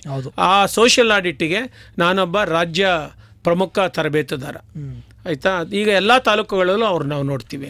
ಅದು ಶುರುವಾಗಿದ್ದು MG ನರೇಗಾದಲ್ಲಿ, ಆಯಿತಾ. ಈ ಎಲ್ಲ ಲೆಕ್ಕಪತ್ರಗಳನ್ನ ನಾವು ಇಟ್ಟು ಜೋಪಾನ ಮಾಡಬೇಕಾಗಿರೋದು. ಈ ದೇಶದಲ್ಲಿ ಕಂಟ್ರೋಲರ್ ಆಡಿಟರ್ ಜನರಲ್ ಅಂತ ಇದ್ದಾರೆ. ಅದೊಂದು ಸ್ವಾಯತ್ತ ಸಂಸ್ಥೆ, ರಾಷ್ಟ್ರಪತಿಗಳ ಅಡಿನಲ್ಲಿ ಇರುವಂಥ ಸಂಸ್ಥೆ. ನಮ್ಮ ಇಡೀ ದೇಶದ ಎಲ್ಲ ಖರ್ಚು ವೆಚ್ಚಗಳನ್ನ ನಿಗಾ ಮಾಡೋರು ಅವರು. ನೀತಿ ನಿಯಮಗಳನ್ನ ಅವ್ರು ನೋಡ್ತಾ ಇದ್ದಾರೆ. ಅವರೊಂದು ಗ್ರಾಮ ಪಂಚಾಯತಿ ಡೇಟಾನು ತರಿಸಿ ನೋಡ್ತಾರೆ, ಜಿಲ್ಲಾ ಪಂಚಾಯತ್ ತರಿಸಿ ನೋಡ್ತಾರೆ. ಅವರು ಅಲ್ಲಿಂದ ನಮಗೆ ನಿರ್ದೇಶನ ಕೊಡ್ತಾರೆ, ಇದು ಸರಿ ಇದೆ, ಇದು ಮಾರ್ಪಾಡು ಮಾಡ್ಕೊಳ್ಳಿ, ಇಲ್ಲಿ ತಪ್ಪಾಗಿದೆ ನಿಗಾ ಮಾಡಿ ಅಂತ ಅವ್ರ ನಿರ್ದೇಶನಗಳು ಕಳಿಸ್ತಾ ಇರ್ತಾರೆ. 7 ಥರ ಆಡಿಟ್ ಇದೆ ಸರ್ಕಾರದ್ದು. ನಮ್ಮದು ಸೋಷಿಯಲ್ ಆಡಿಟ್ಟು ಜನನೇ ನಿಂತ್ಕೊಂಡು ಪರಿಶೋಧನೆ ಮಾಡೋದು, ಅದೂ ಇದೆ. ಅದರಲ್ಲಿ ಸಹಿತ ನೀವು ಹೇಳ್ಬೋದು ಇದು ತಪ್ಪಾಗಿದೆ, ಇದು ಸರಿಪಡಿಸೋಕ್ಕಾಗಲ್ಲ ಅಂದರೆ ಅದಕ್ಕೆ ಯಾರು 3 ಕಾರಣ ಇದ್ದಾರೆ, ಅಧಿಕಾರಿಯಿಂದ ರಿಕವರಿ ಮಾಡಿ ಅಂತ ಇದೆ. ಇದು ಅರ್ಥ ಮಾಡ್ಕೋಬೇಕು, ಯಾರೂ ತಪ್ಪಿಸ್ಕೊಳ್ಳೋಕ್ಕಾಗಲ್ಲ. ಏನಕ್ಕೆ ನಾನು ಹೇಳ್ತಾ ಇದ್ದೀನಿ ಅಂದರೆ, ಇದು ಪ್ರಜಾತಂತ್ರ ವ್ಯವಸ್ಥೆ. ಜನರ ಭಾವನೆಗಳನ್ನ ನಾವು ಗೌರವಿಸಬೇಕು ಮತ್ತು ಪ್ರತಿಸ್ಪಂದನೆ ಮಾಡಬೇಕು. ಮತ್ತು ಎರಡನೇದಾಗಿ ನಮ್ಮ ಹಂತದಲ್ಲೇ ಅದನ್ನು ತಡಿಬೇಕು ಮತ್ತು ದುರಸ್ತಿ ಮಾಡಿ ಮುಂದಕ್ಕೆ ಹೋಗಬೇಕು. ಇಲ್ಲ ನೀವು ಅದಕ್ಕೆ ದೊಡ್ಡ ಅಡೆ ಮಾಡಿಬಿಟ್ರಿ ಅಂದರೆ ಯೋಜನೆ ಜಾರಿನೇ ಆಗಲ್ಲ. ಎಷ್ಟೋ ಪಂಚಾಯಿತಿಗಳಲ್ಲಿ ಈ ತಾಲೂಕಲ್ಲೂ ನಾನು ನೋಡಿದ್ದೀನಿ, ಯಾರೋ ಅವರೊಬ್ಬರು ಆಪಾದನೆ ಮಾಡಿಬಿಟ್ಟು ಅಲ್ಲಿರೋರು ಯಾರು ಧೈರ್ಯನೇ ಮಾಡ್ತಾಯಿಲ್ಲ. ಆಡಳಿತ ಮಂಡಳಿ ಆಗಲಿ ಅಧಿಕಾರಿಗಳಾಗಲಿ ಆ ಶಾಲೆ ಆಟದ ಮೈದಾನವನ್ನು ಮುಂದುವರ್ಸೋಕ್ಕೆ ಅವ್ರಿಗೆ ಇಷ್ಟನೇ ಆಗ್ತಾಯಿಲ್ಲ. ಮಕ್ಕಳಿಗೆ ಆಟದ ಸೌಲಭ್ಯ ಹೋಗ್ತಾ ಇದೆ. ಈಗ ನರೇಗಾಯಿಂದ ಈಗ ಆಟದ ಮೈದಾನ ಮಾಡುವ ಕಾರ್ಯಕ್ರಮನ ವಿಡ್ರಾ ಮಾಡ್ತಾ ಇದ್ದಾರೆ, ಅರ್ಥ ಆಯ್ತಾ. ಕಾಂಪೌಂಡ್ ಹಾಕೋದು ವಿಡ್ರಾ ಮಾಡ್ತಾ ಇದ್ದಾರೆ ಈಗ. ಸೊ ಈ ಅಂಶಗಳನ್ನ ಗಮನಿಸಬೇಕು ದಯಮಾಡಿ. ಯಾರೇ ಇರಲಿ ಕೂತ್ಕೊಳ್ಳಿ, ಪಂಚಾಯತಿ ಜೊತೆ ಚರ್ಚೆ ಮಾಡಿ, ಮಾಹಿತಿಗಳು ಸಾಕಾಗಲಿಲ್ಲ ಅಂದರೆ ADನ ಕರೆಸ್ಕೊಳ್ಳಿ, ಅವರಿಂದ ಸಾಕಲಿಲ್ಲ ಅವ್ರು ಕರೆಸ್ಕೊಳ್ಳಿ, ಅಲ್ಲೂ ಸಾಕಾಗಲಿಲ್ಲ ಅಂದರೆ ತಾಲೂಕ್ ಪಂಚಾಯತಿ ಸಭೆಯಲ್ಲಿ ಮಾತಾಡಿ. ಇವುಗಳನ್ನೆಲ್ಲ ಸರಿಪಡಿಸ್ಕೊಂಡು ಮುಂದೆ ಹೋಗಲಿಕ್ಕೆ ಇಷ್ಟೆಲ್ಲ ಅವಕಾಶಗಳ ಕಾಯ್ದೆನಲ್ಲಿ ಕೊಟ್ಟಿದ್ದಾರೆ. ಕೇಂದ್ರ ಸರ್ಕಾರ ಇದಕ್ಕೆ ತಲೆ ಹಾಕೋಕ್ಕಾಗಲ್ಲ. ಇದು ಅಧಿಕಾರ ವಿಕೇಂದ್ರೀಕರಣ ಆಡಳಿತ ವ್ಯವಸ್ಥೆ. ಈಗ ನೇರ ಸರ್ಕಾರ, ಗ್ರಾಮ ಪಂಚಾಯತಿದೆ ಜವಾಬ್ದಾರಿ ಅನ್ನೋದು ನಾವು ಯಾರೂ ಮರಿಬಾರ್ದು. ಇದು ಒಂದನೇದು. ಆಮೇಲೆ ಯಾರ್ಯಾರಿಗೆ ಕಾಮಗಾರಿಗಳು ಬೇಕು ಅಂತ ಹೇಳ್ತಾರೆ, ಪ್ರತಿ ವರ್ಷ ಅಕ್ಟೋಬರ್ 2 ಗಾಂಧಿ ಜಯಂತಿ ದಿನ ನಾವು ಗ್ರಾಮ ಸ್ವರಾಜ್ ದಿನ ಅಂತ ಮಾಡ್ತೀವಿ. ಅವತ್ತಿಂದ ನೀವು ನವೆಂಬರ್ 30ನೇ ತಾರೀಕುವರೆಗೂ ಅರ್ಜಿಗಳು ಕೊಡ್ಲಿಕ್ಕೆ ಅವಕಾಶ ಇದೆ. ಮುಂದಿನ ಆರ್ಥಿಕ ವರ್ಷದಲ್ಲಿ ನಂಗೆ ಇಂತಿಂಥ ಕಾಮಗಾರಿ ತಗೊಳಕ್ಕೆ ನಾನು ಇಷ್ಟಪಡ್ತೀನಿ ಅಂತ. ಅದು ಯಾರು ಬೇಕಾದ್ರೂ ಕೊಡ್ಬೋದು. ಇದಕ್ಕೆ ಯಾರ್ದು ಶಿಫಾರಸು ಬೇಕಾಗಿಲ್ಲ. ತಪ್ಪು ಗ್ರಹಿಕೆ ಇದೆ, ಅಧ್ಯಕ್ಷರ ಕಡೆಯಿಂದ ಹೋಗ್ಬೇಕೇನೋ, MLA ಅವ್ರ ಕಡೆಯಿಂದ ಹೋಗ್ಬೇಕೇನೋ, ಶಾಸಕರಿಂದ ಅರ್ಜಿ ಹೋಗ್ಬೇಕು, ಅವ್ಯಾವುದೂ ಇಲ್ಲ. ಇದಕ್ಕೆ ಯಾವ ಜನಸಾಮಾನ್ಯ ವ್ಯಕ್ತಿ ಆ ಪ್ರದೇಶದಲ್ಲಿ ವಾಸ ಮಾಡ್ತಾ ಇದ್ದಾನೆ ಅಂದರೆ ಅವರೆಲ್ಲ ಇದರಲ್ಲಿ ಭಾಗಿಯಾಗ್ಬೋದು, ಹೋಗಿ ಇದು ಬೇಡಿಕೆ ಸಲ್ಲಿಸ್ಬೋದು. ಇದು ನವೆಂಬರ್ 30ನೇ ತಾರೀಕುವರೆಗೂ ತೆಗೆದುಕೊಳ್ತಾರೆ. ಡಿಸೆಂಬರಲ್ಲಿ ಇದನ್ನು ಸ್ಕ್ರೂಟ್ನಿ ಮಾಡ್ತಾರೆ. ಜನವರಿನಲ್ಲಿ ಇದು ಫೈನಲ್ ಆಗುತ್ತೆ. ಫೆಬ್ರವರಿನಲ್ಲಿ ಅಪ್ರೂವಲ್ಗೆ ಹೋಗುತ್ತೆ. ಮಾರ್ಚ್ 15 ಅಪ್ರೂವ್ ಆಗಿ ಬಂತು ಅಂದರೆ 1 ಏಪ್ರಿಲ್ ಇಂದ ಕೆಲಸ ಜಾರಿ ಅಂತ ಅರ್ಥ.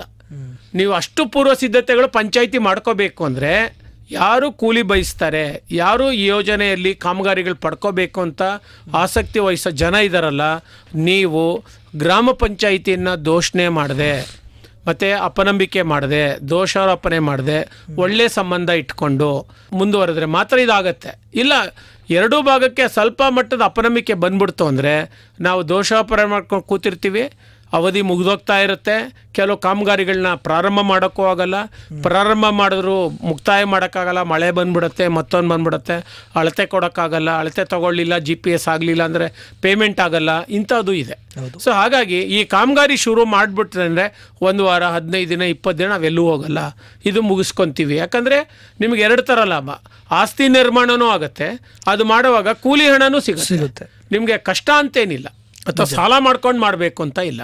ಸೊ ಅಂಥದಕ್ಕೆಲ್ಲ ತೆಗೆದುಕೊಳ್ಳೋಕೆ ಅವಕಾಶ ಇದೆ. ಈಗ ಉದಾಹರಣೆಗೆ ಒಂದು ಶಾಲೆ ಸುತ್ತಲೂ ಇದಿದೆ ಅಂತ ಇಟ್ಕೊಳ್ಳೋಣ, ಏನೋ ವೀಡ್ ಬೆಳೆದ್ಬಿಟ್ಟಿದೆ, ಕಳೆ ಬೆಳೆದ್ಬಿಟ್ಟಿದೆ, ನಿಮಗೆಲ್ಲ ಬೇಜಾರಾಗ್ತಾ ಇದೆ, ನಿಂಗೆ ಹಣ ಕೊಡೋಕ್ಕಾಗಲ್ಲ, ಅದನ್ನ ಹತ್ರ ಕೂಲಿ ಕಾರ್ಡ್ ಇದೆ, ಹೋಗಿ ಹೇಳ್ಬೋದು, ಸ್ವಾಮಿ ಇದನ್ನು ನಾನು 5 ದಿನ ಬರಾವ್ ಮಾಡ್ತೀನಿ, ಕ್ಲೀನ್ ಮಾಡ್ತೀನಿ, ನನಗೆ ಕೂಲಿ ಹಣ ಹಾಕ್ಕೊಡ್ಬೋದು. ಸಬ್ ಸೆಂಟ್ರ್ ಇದೆ, ಆಮೇಲೆ ದೇವಸ್ಥಾನದ ಹತ್ರ ಇದೆ, ಮಶಾಣದ ಹತ್ರ ಇದೆ, ಯಾವುದೇ ಸಾರ್ವಜನಿಕ ಜಾಗ ಕ್ಲೀನ್ ಮಾಡಬೇಕು, ವೀಡ್ ಬಂದಿದೆ, ಮಣ್ಣು ಕೊರ್ಚ್ಕೊಂಡು ಹೊಟ್ಟೋಗಿದೆ, ಅಲ್ಲಿ ಮಣ್ಣು ಹಾಕಬೇಕು, ಅದಕ್ಕೆ ನೀವು ಹೋಗ್ಬಿಟ್ಟು ಕೂಲಿ ಕೇಳ್ಬೋದು. ನೀವು ಫ್ರೀ ಮಾಡಿ ನಾವು ಹೇಳ್ತಾ ಇಲ್ಲ, ಉಚಿತವಾಗಿ ಮಾಡಿ ಅಂತಿಲ್ಲ, ಆದರೆ ಕಾಳಜಿಯಿಂದ ಮಾಡಿ. ಈ ರಸ್ತೆ ನನಗೆ ಉಪಯೋಗ ಆಗುತ್ತೆ, ಈ ಆಸ್ಪತ್ರೆ ನನಗೆ ಉಪಯೋಗ ಆಗುತ್ತೆ, ಈ ಶಾಲೆ ನಮ್ಮ ಶಾಲೆ, ನಮ್ಮ ಮಕ್ಕಳ ಶಾಲೆ, ಪ್ರೀತಿಯಿಂದ ಮಾಡಿಕೊಡಿ. ವರ್ಷಕ್ಕೆ 2 ಸರ್ತಿ ಮಾಡಿದ್ರೆ ಶಾಲಾ ಆವರಣ ಎಲ್ಲ ಸುಂದರವಾಗಿರುತ್ತೆ, ಶಾಲೆ ಸುತ್ತಲೂ ಪರಿಸರ ಚೆನ್ನಾಗಿರುತ್ತಲ್ವಾ. ಅದೆಲ್ಲ ಕಾಮಗಾರಿಗಳು ಇದ್ರಲ್ಲಿ ತೆಗೆದುಕೊಳ್ಳೋಕೆ ಅವಕಾಶ ಇದೆ. ಆದರೆ ಎಲ್ಲ ನನಗೆ ಬರಬೇಕು, ನನಗೆ ದಕ್ಕಿಸ್ಕೋಬೇಕು ಅಂತ ಕಾಯ್ಕೋಬಾರ್ದು. ಇದಕ್ಕೆ ಸಾಮಾಜಿಕ ಮುಖನೂ ಇದೆ, ಆಮೇಲೆ ಸಾಮಾಜಿಕ ಹಿನ್ನೆಲೆಯೂ ಅರ್ಥ ಮಾಡಿಕೊಂಡು ನಮ್ಮ ಜನ ಭಾಗವಹಿಸುವಂಥ ಸಂಗತಿಗಳನ್ನ ನಾವು ಅರ್ಥ ಮಾಡ್ಕೋಬೇಕು. ಆಮೇಲೆ ಮುಖ್ಯ ನನ್ನ ವಿನಂತಿ ಏನಂದರೆ, ಸಾಮಾಜಿಕ ಪರಿಶೋಧನೆ ಕಾರ್ಯ ನಿಮ್ಮ ಪಂಚಾಯಿತಿಯಲ್ಲಿ 3 ದಿನ 5 ದಿನ ನಡೆಯುತ್ತಲ್ವ, ಆಗ ಸಕ್ರಿಯವಾಗಿ ಭಾಗವಹಿಸಬೇಕು. ಅದಕ್ಕೆ ಅವರು ಡಂಗೂರ ಸಾರಿಸಿರ್ತಾರೆ, ಟಾಮ್ ಹಾಕ್ಸಿರ್ತಾರೆ, ತಿಳುವಳಿಕೆ ಪತ್ರ ಕೊಟ್ಟಿರ್ತಾರೆ, ಮತ್ತು ಕಾಮಗಾರಿಗೆ ಪರಿಶೀಲನೆಗೆ ಬರ್ತಾರೆ. ಆಮೇಲೆ ಆಗ ಏನೇ ನಿಮ್ಮ ದೂರುಗಳಿರಲಿ, ನಿಮ್ಮ ಅಸಮಾಧಾನ ಇರಲಿ, ಅಲ್ಲಿ ಹೇಳಲಿಕ್ಕೆ ಅವಕಾಶ ಇದೆ. ಅದನ್ನು ಪರಿಶೀಲನೆ ಮಾಡಿ, ಒಂದು ವೇಳೆ ನೀವು ಹೇಳ್ತಾ ಇರೋ ದೂರು ಅಸಮಾಧಾನ ನಿಜ ಇದ್ದರೆ ಅದನ್ನ ತಿದ್ದುಪಡಿ ಮಾಡಿಸ್ತಾರೆ. ತಿದ್ದುಪಡಿ ಆಗಲ್ಲ, ಅವರು ಬೇಕಂತ ಕರ್ತವ್ಯ ವಂಚನೆ ಮಾಡಿದ್ದನ್ನು ರಿಕವರಿ ಮಾಡಲಿಕ್ಕೆ ಅವಕಾಶ ಇದೆ. ಅರ್ಥ ಆಯ್ತಾ? ಇದು ಕಾಯ್ದೆನಲ್ಲೇ ಇದೆ. ಸೊ ದಯಮಾಡಿ ಇದನ್ನ ಅರ್ಥ ಮಾಡ್ಕೋಬೇಕು.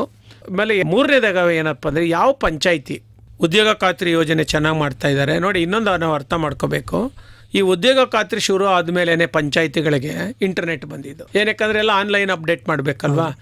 100 Mbps ಸ್ಪೀಡ್ ಸ್ಯಾಟಲೈಟಿಂದ ರಿಸೀವ್ ಮಾಡಿ ಎಕ್ವಿಪ್ಮೆಂಟ್ ಹಾಕ್ಕೊಟ್ಟಿದೆ, ಯಾವುದೋ ನರೇಗಾ ಸ್ಕೀಮ್ನಲ್ಲಿ. ಇದು BSNL ಕನೆಕ್ಷನ್ನು, ಇದು ಅರ್ಥ ಮಾಡ್ಕೊಳ್ಳಿ. ಆಮೇಲೆ ಅದರ ಚಾರ್ಜು ಸಹಿತ ನಾವು ನರೇಗಾದಲ್ಲೇ ಪೇ ಮಾಡ್ತಾ ಇದ್ದೀವಿ.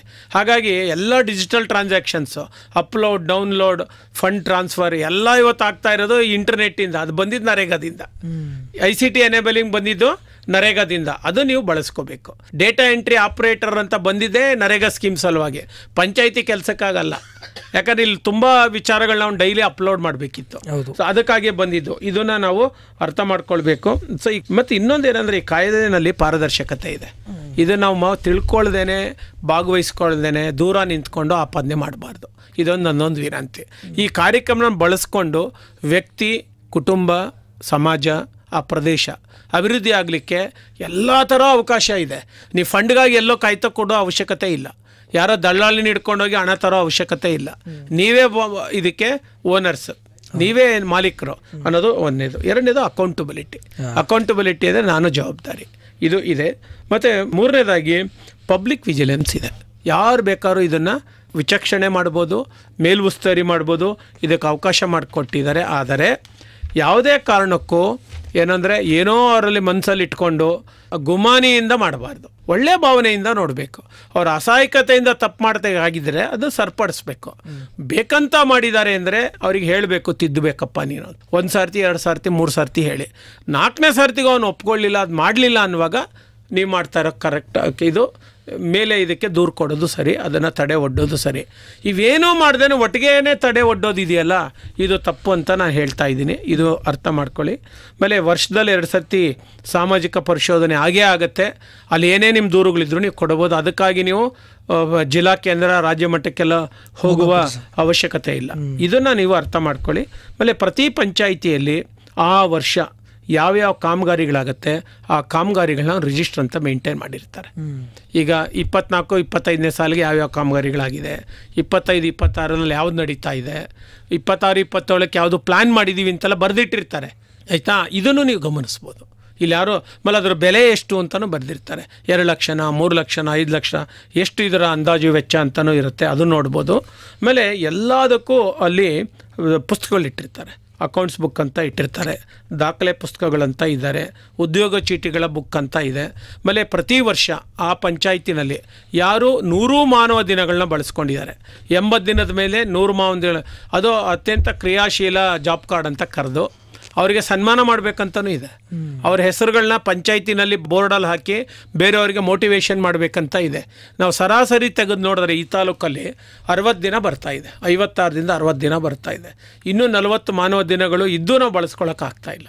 ಸೊ ಹಾಗಾಗಿ ಈಗ ನಂದು ಮುಗಿದೋಗಿದ್ರೆ ಬೇರೆ ಯಾವುದಕ್ಕೂ ನೀವು ಕೆಲಸ ಮಾಡ್ಬೋದು ಹೋಗಿ, ನಿಜ ತಾನೇ? ಸೊ ಈ ಥರದ ಅಂಶಗಳನ್ನ ಇಲ್ಲಿ ಮರು ಹುಟ್ಟಕ್ಕಾಗತ್ತಾ ನಮ್ಮ ಈ ರೇಡಿಯೋ ವಾಹಿನಿ ಮುಖಾಂತರ ಅನ್ನೋದು ನಮ್ಮ ಕಾಳಜಿ. ಸೊ ದಯಮಾಡಿ ಇದನ್ನು ಯೋಚನೆ ಮಾಡಿ. ಆಮೇಲೆ ಏನೇ ಕುಂದುಕೊರತೆಗಳು ಬಂದ್ರೂ ಒಂದು ವಾರದೊಳಗಡೆ ಅದನ್ನು ನಿವಾರಣೆ ಮಾಡಬೇಕಂತ MG ನರೇಗಾ ಕಾಯ್ದೆನಲ್ಲಿ ಹೇಳ್ತಾ ಇದ್ದೀವಿ. ಹಾಗಾಗಿ ಈಗ ಪಂಚಾಯಿತಿಗಳಲ್ಲಿ ಕುಂದುಕೊರತೆ ವಿಭಾಗ ಅಂತ ಬಂದಿರೋವಂಥದ್ದು. ಅಲ್ಲಿ ನೀವು ಅರ್ಜಿ ಕೊಟ್ಟ ತಕ್ಷಣ ಅದು ಪರಿಹಾರ ಮಾಡಬೇಕು. ಮತ್ತು ನಾವು ಏನು ಪರಿಹಾರ ಕೊಟ್ಟಿದ್ದೀವಿ ಅಂತೇಳಿ ಅವರು ಗಾಂಧಿ ಕಾಯಕ ಸಾಕ್ಷಿ ವೆಬ್ಸೈಟ್ನಲ್ಲಿ ಅಪ್ಲೋಡ್ ಮಾಡಬೇಕಂತನೋ ನಿಯಮ ಇದೆ. ಸೊ ಇದು ಸರಿಯಾಗಾದರೆ ಮಾತ್ರ ಇವರಿಗೆ 15 ಫೈನಾನ್ಸಲ್ಲಿ ಹಣ ಬರೋವಂಥದ್ದು. ಇದು ಒಂದಕ್ಕೊಂದು ಸಂಬಂಧ ಇದೆ. ಸೊ ದಯಮಾಡಿ ಇದನ್ನು ಸಹಿತ ನಾವು ಹೈಲೈಟ್ ಮಾಡಬೇಕು, ಅರ್ಥ ಮಾಡಿಕೊಂಡು ಭಾಗಿಯಾಗಬೇಕು ಅನ್ನೋದು ನನ್ನ ಒಂದು ಅಭಿಪ್ರಾಯ ಆಗಿದೆ. ಸರ್, ಭಾಳ ಸಂತೋಷ. ಇಷ್ಟೊತ್ತು ನಮ್ಮ ಸಾಮಾಜಿಕ ಸವಲತ್ತು ಕಾರ್ಯಕ್ರಮದಲ್ಲಿ ತಾವು ಭಾಗವಹಿಸಿ ಮಹಾತ್ಮ ಗಾಂಧಿ ರಾಷ್ಟ್ರೀಯ ಗ್ರಾಮೀಣ ಉದ್ಯೋಗ ಖಾತ್ರಿಯ ಯೋಜನೆಯ ಕುರಿತು, ಅದರ ಹಿನ್ನೆಲೆ, ಅದರ ಪರಿಚಯ ಆಗಿರ್ಬೋದು, ಅದರ ಗುರಿ ಉದ್ದೇಶಗಳಾಗಿರ್ಬೋದು, ಅದಕ್ಕಿರುವಂಥ ಮಾನದಂಡಗಳು, ಈ ಯೋಜನೆ ಮುಖಾಂತರ ಗ್ರಾಮೀಣ ಭಾಗದಲ್ಲಿ ಪಂಚಾಯಿತಿ ವ್ಯಾಪ್ತಿಯಲ್ಲಿ ಯಾವ ರೀತಿಯ ವೈಯಕ್ತಿಕ ಹಾಗೂ ಸಾಮುದಾಯಿಕ ಸೌಲಭ್ಯಗಳನ್ನು ಪಡ್ಕೊಂಡು ಒಂದು ಅಭಿವೃದ್ಧಿಯನ್ನು ಕಾಣ್ಬೋದು ಅನ್ನೋದು ಕುರಿತು, ಒಟ್ಟಾರೆಯಾಗಿ ಈ ಯೋಜನೆ ಕುರಿತು ಸಮಗ್ರ ಮಾಹಿತಿಯನ್ನು ಹಾಗೂ ಅದರ ಕುರಿತು ಅರಿವನ್ನು ನಮಗೆ ಹಾಗೂ ನಮ್ಮ ಕೇಳುಗರಲ್ಲಿ ಮೂಡಿಸಿದ್ದಕ್ಕೆ, ನಮ್ಮ ಕಾರ್ಯಕ್ರಮದ ತಾವು ಭಾಗಿಯಾಗಿದ್ದಕ್ಕೆ ತಮಗೆ ತುಂಬ ಹೃದಯದ ಧನ್ಯವಾದಗಳು ಸರ್. ಖಂಡಿತ. 20 ವರ್ಷ ಆಗ್ಬಿಟ್ಟಿದೆ ಯೋಜನೆ ಬಂದು, ಅನೇಕ ಇಳುಬೀಳುಗಳನ್ನ ನೋಡಿದೆ. ಬರೀ ಕಾಯ್ದೆ ಹೋಗೋದಿಲ್ಲ, ಅನುದಾನ ನಿಲ್ಲೋದಿಲ್ಲ.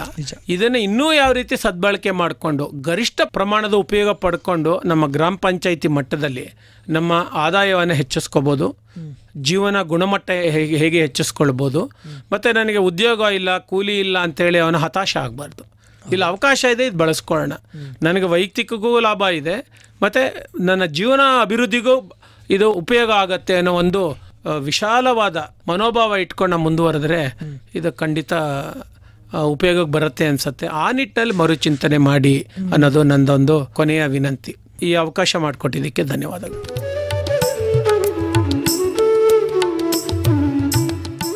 ಕೇಳಿದರೆ ಇದುವರೆಗೂ ನೀವು ಕೇಳ್ತಾ ಇದ್ರಿ ನಮ್ಮ ಸಾಮಾಜಿಕ ಸವಲತ್ತು ಕಾರ್ಯಕ್ರಮದಲ್ಲಿ ಮಹಾತ್ಮ ಗಾಂಧಿ ರಾಷ್ಟ್ರೀಯ ಗ್ರಾಮೀಣ ಉದ್ಯೋಗ ಖಾತ್ರಿ ಯೋಜನೆಯ ಕುರಿತು ಇದುವರೆಗೂ ಮಾಹಿತಿಯನ್ನು ಹಂಚಿಕೊಂಡಂಥವರು ಉದ್ಯೋಗ ಖಾತ್ರಿ ಯೋಜನೆಯ ರಾಷ್ಟ್ರೀಯ ಸಲಹಾ ಸಮಿತಿಯ ಸದಸ್ಯರು ಹಾಗೂ NIRD ಹೈದರಾಬಾದ್ನ ಸಂದರ್ಶಕ ಸಂಪನ್ಮೂಲ ವ್ಯಕ್ತಿಗಳಾದಂಥ ಡಾಕ್ಟರ್ G. ಅಚ್ಯುತ್ರವರವರು. ಇದಾಗಿತ್ತು ಇವತ್ತಿನ ನಮ್ಮ ಸಾಮಾಜಿಕ ಸವಲತ್ತು ಕಾರ್ಯಕ್ರಮ. ಮತ್ತೆ ಮತ್ತೊಂದು ಕಾರ್ಯಕ್ರಮದಲ್ಲಿ ಮತ್ತೊಂದು ವಿಚಾರದೊಂದಿಗೆ ತಮ್ಮನ್ನು ಮತ್ತೆ ಭೇಟಿಯಾಗ್ತೀನಿ. ಅಲ್ಲಿಯವರೆಗೂ ಕೇಳ್ತಾ ಇರಿ ಜನಧ್ವನಿ. ಇದು ನಿಮ್ಮ ನೆಚ್ಚಿನ ಹಾಗೂ ಮೈಸೂರಿನ ಮೊಟ್ಟಮೊದಲ ಸಮುದಾಯ ರೇಡಿಯೋ ಕೇಂದ್ರ 90.8 ಕಂಪನಾಂಕದಲ್ಲಿ ಸರಗೂರಿನಿಂದ ಪ್ರಸಾರವಾಗುತ್ತಿದೆ. ನಮಸ್ಕಾರ.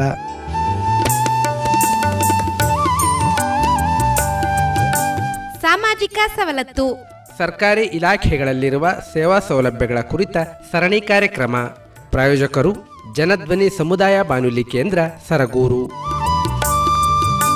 ತಪ್ಪದೇ ಕೇಳಿ ಪ್ರತಿ ಮಂಗಳವಾರ ಬೆಳಿಗ್ಗೆ 10:20 ಹಾಗೂ ಗುರುವಾರ ಸಂಜೆ 4:30